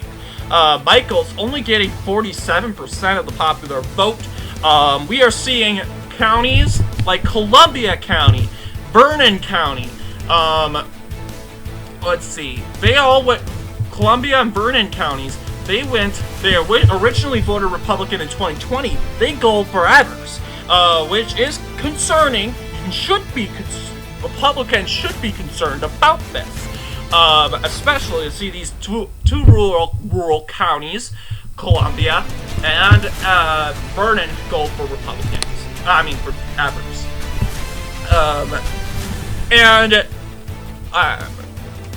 Yeah, I do feel that Cleefish should have won that primary, and the results could have been more closer. Once again, I'm not saying that Republicans should have got a rhino, and because of putting someone that's a part of the GOP establishment or the rhino collusion and to represent the Republican Party is a huge mistake. Okay? But I don't think Kleefish is a rhino. Once again, we do not need to go bonkers. Like, the Democrats would be insane if they tried to nominate Bernie Sanders for president. Or, even worse, renominate Joe Biden. That's basically shooting themselves in the foot double times. That's for sure they'll lose. But when it comes to someone being associated with the Trump administration, just too much controversy, very divisive. This is why Evers kind of won. And Wisconsin is kind of gray when it comes to Trump, despite voting for them in 2016. Well, let's remember, Trump barely won by a point there. So, Evers, 51%, Michaels, 47%. Call, another win for Democrats. The Attorney General election, same results, although Columbia County goes back to the Republicans. Vernon, I don't know what's wrong about Vernon, but Vernon's not flipping. They are going to continue staying, they're not going to continue, just kidding. They're having a hard time flipping. Call, winning barely by a point, only 50%. Tooney, 49%. I haven't checked the polls in this election, so I can't tell you if Call maintained a lead throughout this. But all we can know for sure is Call is the Attorney General in Wisconsin, or will be. Secretary of State LaFollette, winning re-election. And LaFollette is kind of interesting. He's one of the most renowned Secretary of States in all of the United States. Why? Because he is related to Robert LaFollette. Yes, that's indeed Robert LaFollette. The one and only progressive governor of Wisconsin and U.S. Senator, former Republican, ran for president in 1924 against Davis and Calvin Coolidge, was very popular. The one and only for creating the Wisconsin theory. So Doug LaFollette was very popular. I don't know if he was his nephew. He's an older gentleman, Doug LaFollette, the current incumbent general. So it's possible. However, I will tell you, Robert LaFollette would be dead right now because he served under the Taft and Roosevelt administrations. So, although he was one of the most left-wing politicians in U.S. history. Doug LaFollette winning re-election barely, 48% by, say, like 100 votes. 200, 300, 500, I have no idea. Despite Columbia County going to the Democrats this time and Vernon County going back to Lodenbeck. Door County is still with the Democrats here, and Door County is going to continue being a compatible county. I don't know what it is about Door. It doesn't have a city. It would say, oh, Green Bay, but Green Bay is over here. And that's in Brown County, and Brown County is pretty conservative. So, wow, Green Bay should be pretty conservative too. So, Door probably has a lot of, once again, what basically explains it is Lake Michigan. Democrats and liberals love going by the lakes. That's their whole. That explains why the Pacific, more Western California, is so liberal. Same thing with Portland, New York. The coastal areas Democrats seem to love, even if it's urban or not, they still like to hang out there. Same thing right here, coastal area. No major city up here except for Superior and Ashland, but they have like less than 2,000 people. No, 20,000 people. So doesn't make a difference. So once again, LaFollette, 48%. Another win. This time a good win for Republicans. Republicans winning the state treasurer election. Lieber winning 49% against Richardson, 48%. The state treasurer. This is the same results as the Senate election. Columbia, Door counties going to Republicans. Now, this is probably the map that Republicans should try to aim for. having Door and Columbia counties, along with Vernon, if they would cooperate, going to Republicans, and having the rest going Democrat. Of course, you gotta be realistic. You want to take every county, but let's be realistic. There's some counties, like Dane and Menominee and Milwaukee, that will just vote, and will not vote Democrat, Republican, okay? Douglas County, too, is not gonna vote. I don't know why. Douglas County, it's like the Iron Range. It's near Duluth in the Iron Range. More liberal area like Cook County and the Iron Range area. It's more associated with Iron Range politically, but we'll see how it goes. Democrat win by 1 point. Nevertheless, if there was one more election, well, it would be 6. If there was 6 elections, Republicans won 3 and Democrats won 3, it would be a Democrat hold, because Democrats currently hold the legislature. And it's, I don't know if it's true or not, but they've held the ground. But this would be a Democrat hold. So Democrats winning by 1 point. 3 out of 5. Democratic win for Wisconsin. 3 out of 5. The last state we are reviewing is the state of Wyoming. Wyoming has a couple of elections for us. Let's take a look here. This election was very important. The House of Representatives election. Liz Cheney has served, I believe it was 2016 where she entered office. Now apparently she has not made it to she served like more than 4 terms, but due to her positions with Donald Trump and basically and the effort of joining the January 6th committee, and basically many are calling Cheney out for stabbing the GOP in the back for many things. Especially being a Republican themselves, a great opponent of Donald Trump. Republicans managed to take her out in the primary. Harriet Hangman managed to defeat her. Thus said, Cheney suffered an embarrassing defeat with 29% of the popular vote in that election. Cheney was defeated by her opponent, Hangman, who received much more than the voters voted for her. But yeah, I'll tell you this: Republicans, more Republicans voted in the primary than they did in the House of Representatives election in November. Why? Well, Wyoming's pretty much a safe Republican state. You know how Wyoming's going to vote, and we knew Hangman was going to win this election. Wyoming has not elected a Democrat this century, as far as I know. So it's pretty safe. Wyoming being the most Republican state in the whole country, rating 70% of Republicans in the state. It would be pretty hilarious to see Bull suddenly win this fight. So Hangman 68% in this election.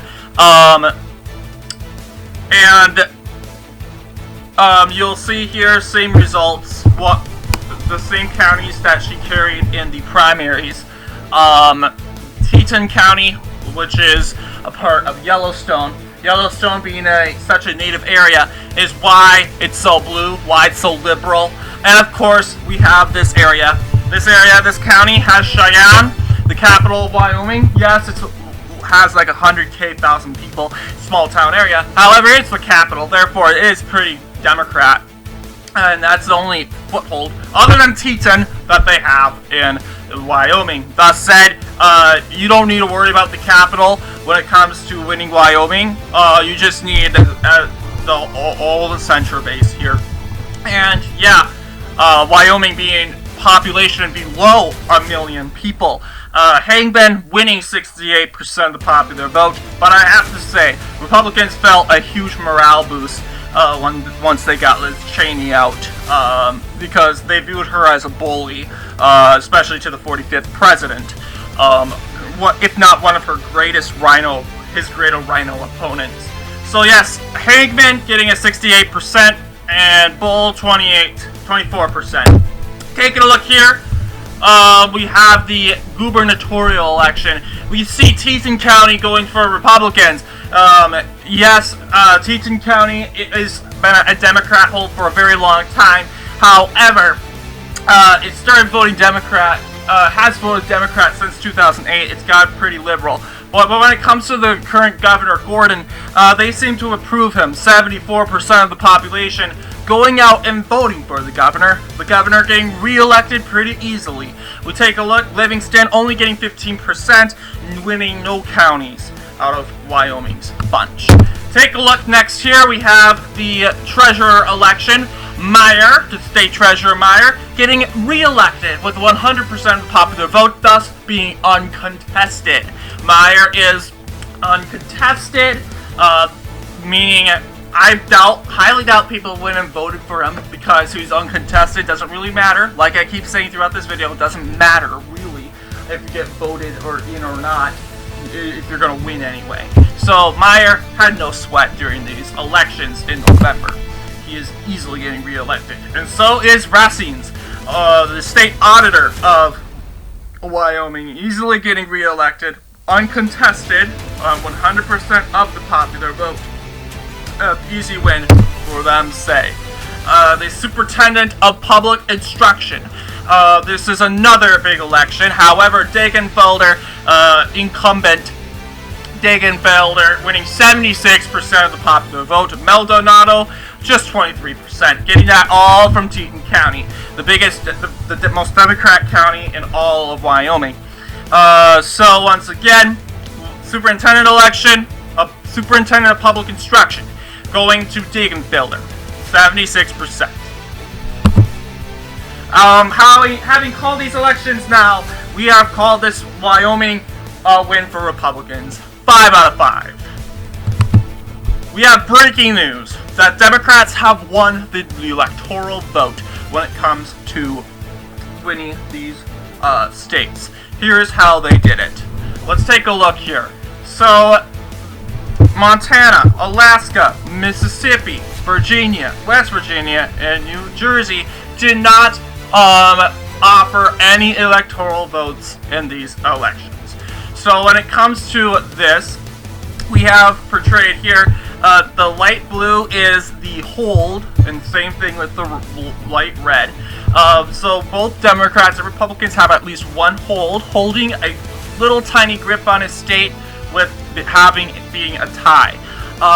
So Democrats win when it comes to electoral vote, 246. Republicans just losing by 1 point, not a sweat at all, just 245. Democrats win when it comes to the electoral vote, 246 compared to Republicans at 245. Now, this results are very important. Having seen trifectas in the state of Michigan and Pennsylvania, Republicans must and will and need to focus their attention in especially these two states. Wyoming, Wisconsin's looking pretty good, Arizona's looking pretty good, and so is Georgia. However, Arizona and Wisconsin are also important targets, very important when it comes to winning. Once again, even New Hampshire is looking possible, and even breakable at this point. So, I would say, Republicans shouldn't really look down at this at all. This is pretty good. This is good news for the Republican Party. Reasons and why? Because Republicans know which states we need to focus on and which states we lack the momentum in. See, Michigan and Pennsylvania being one of the biggest, I suggest they opt for their strength and their support in these two states. Even in Georgia and Arizona, winning these 4 states and the rest, they will win this election when it comes. So strategy, always campaign in the swing states. Don't campaign in states you're going to win. I'd say not Florida. Well, yeah, you probably should do Florida, just in case, because Florida is 30 electoral votes. Those 30 electoral votes probably will go Republican, but you don't want to risk it. So probably campaign in Florida.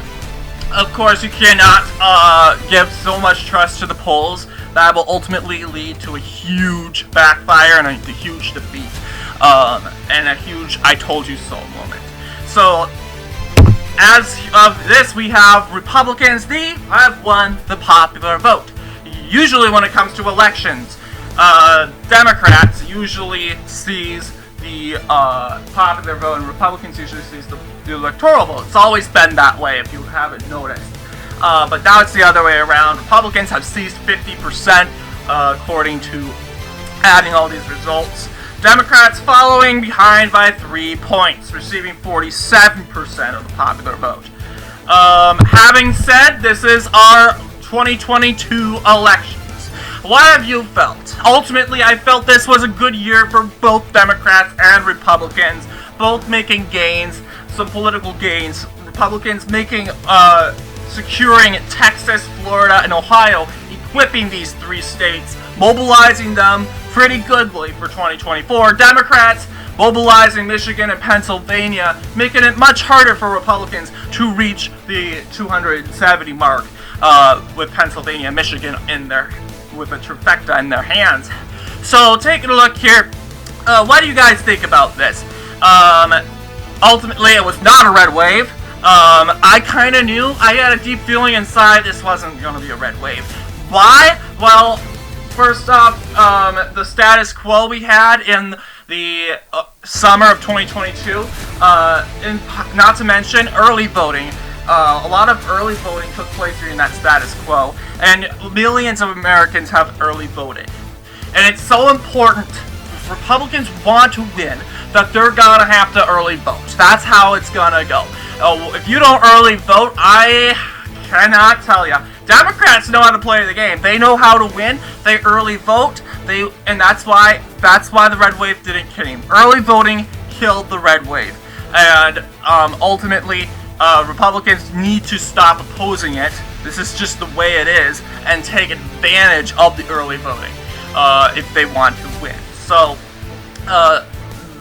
and this ultimately, early voting will affect how they do in 2024. So ultimately, they need to take advantage of that. Ultimately, so yeah, that is the elections. Thank you all for watching this long video, but very worth that video. And let me know what you think in the comments below. And I'll see you guys in the next political episode.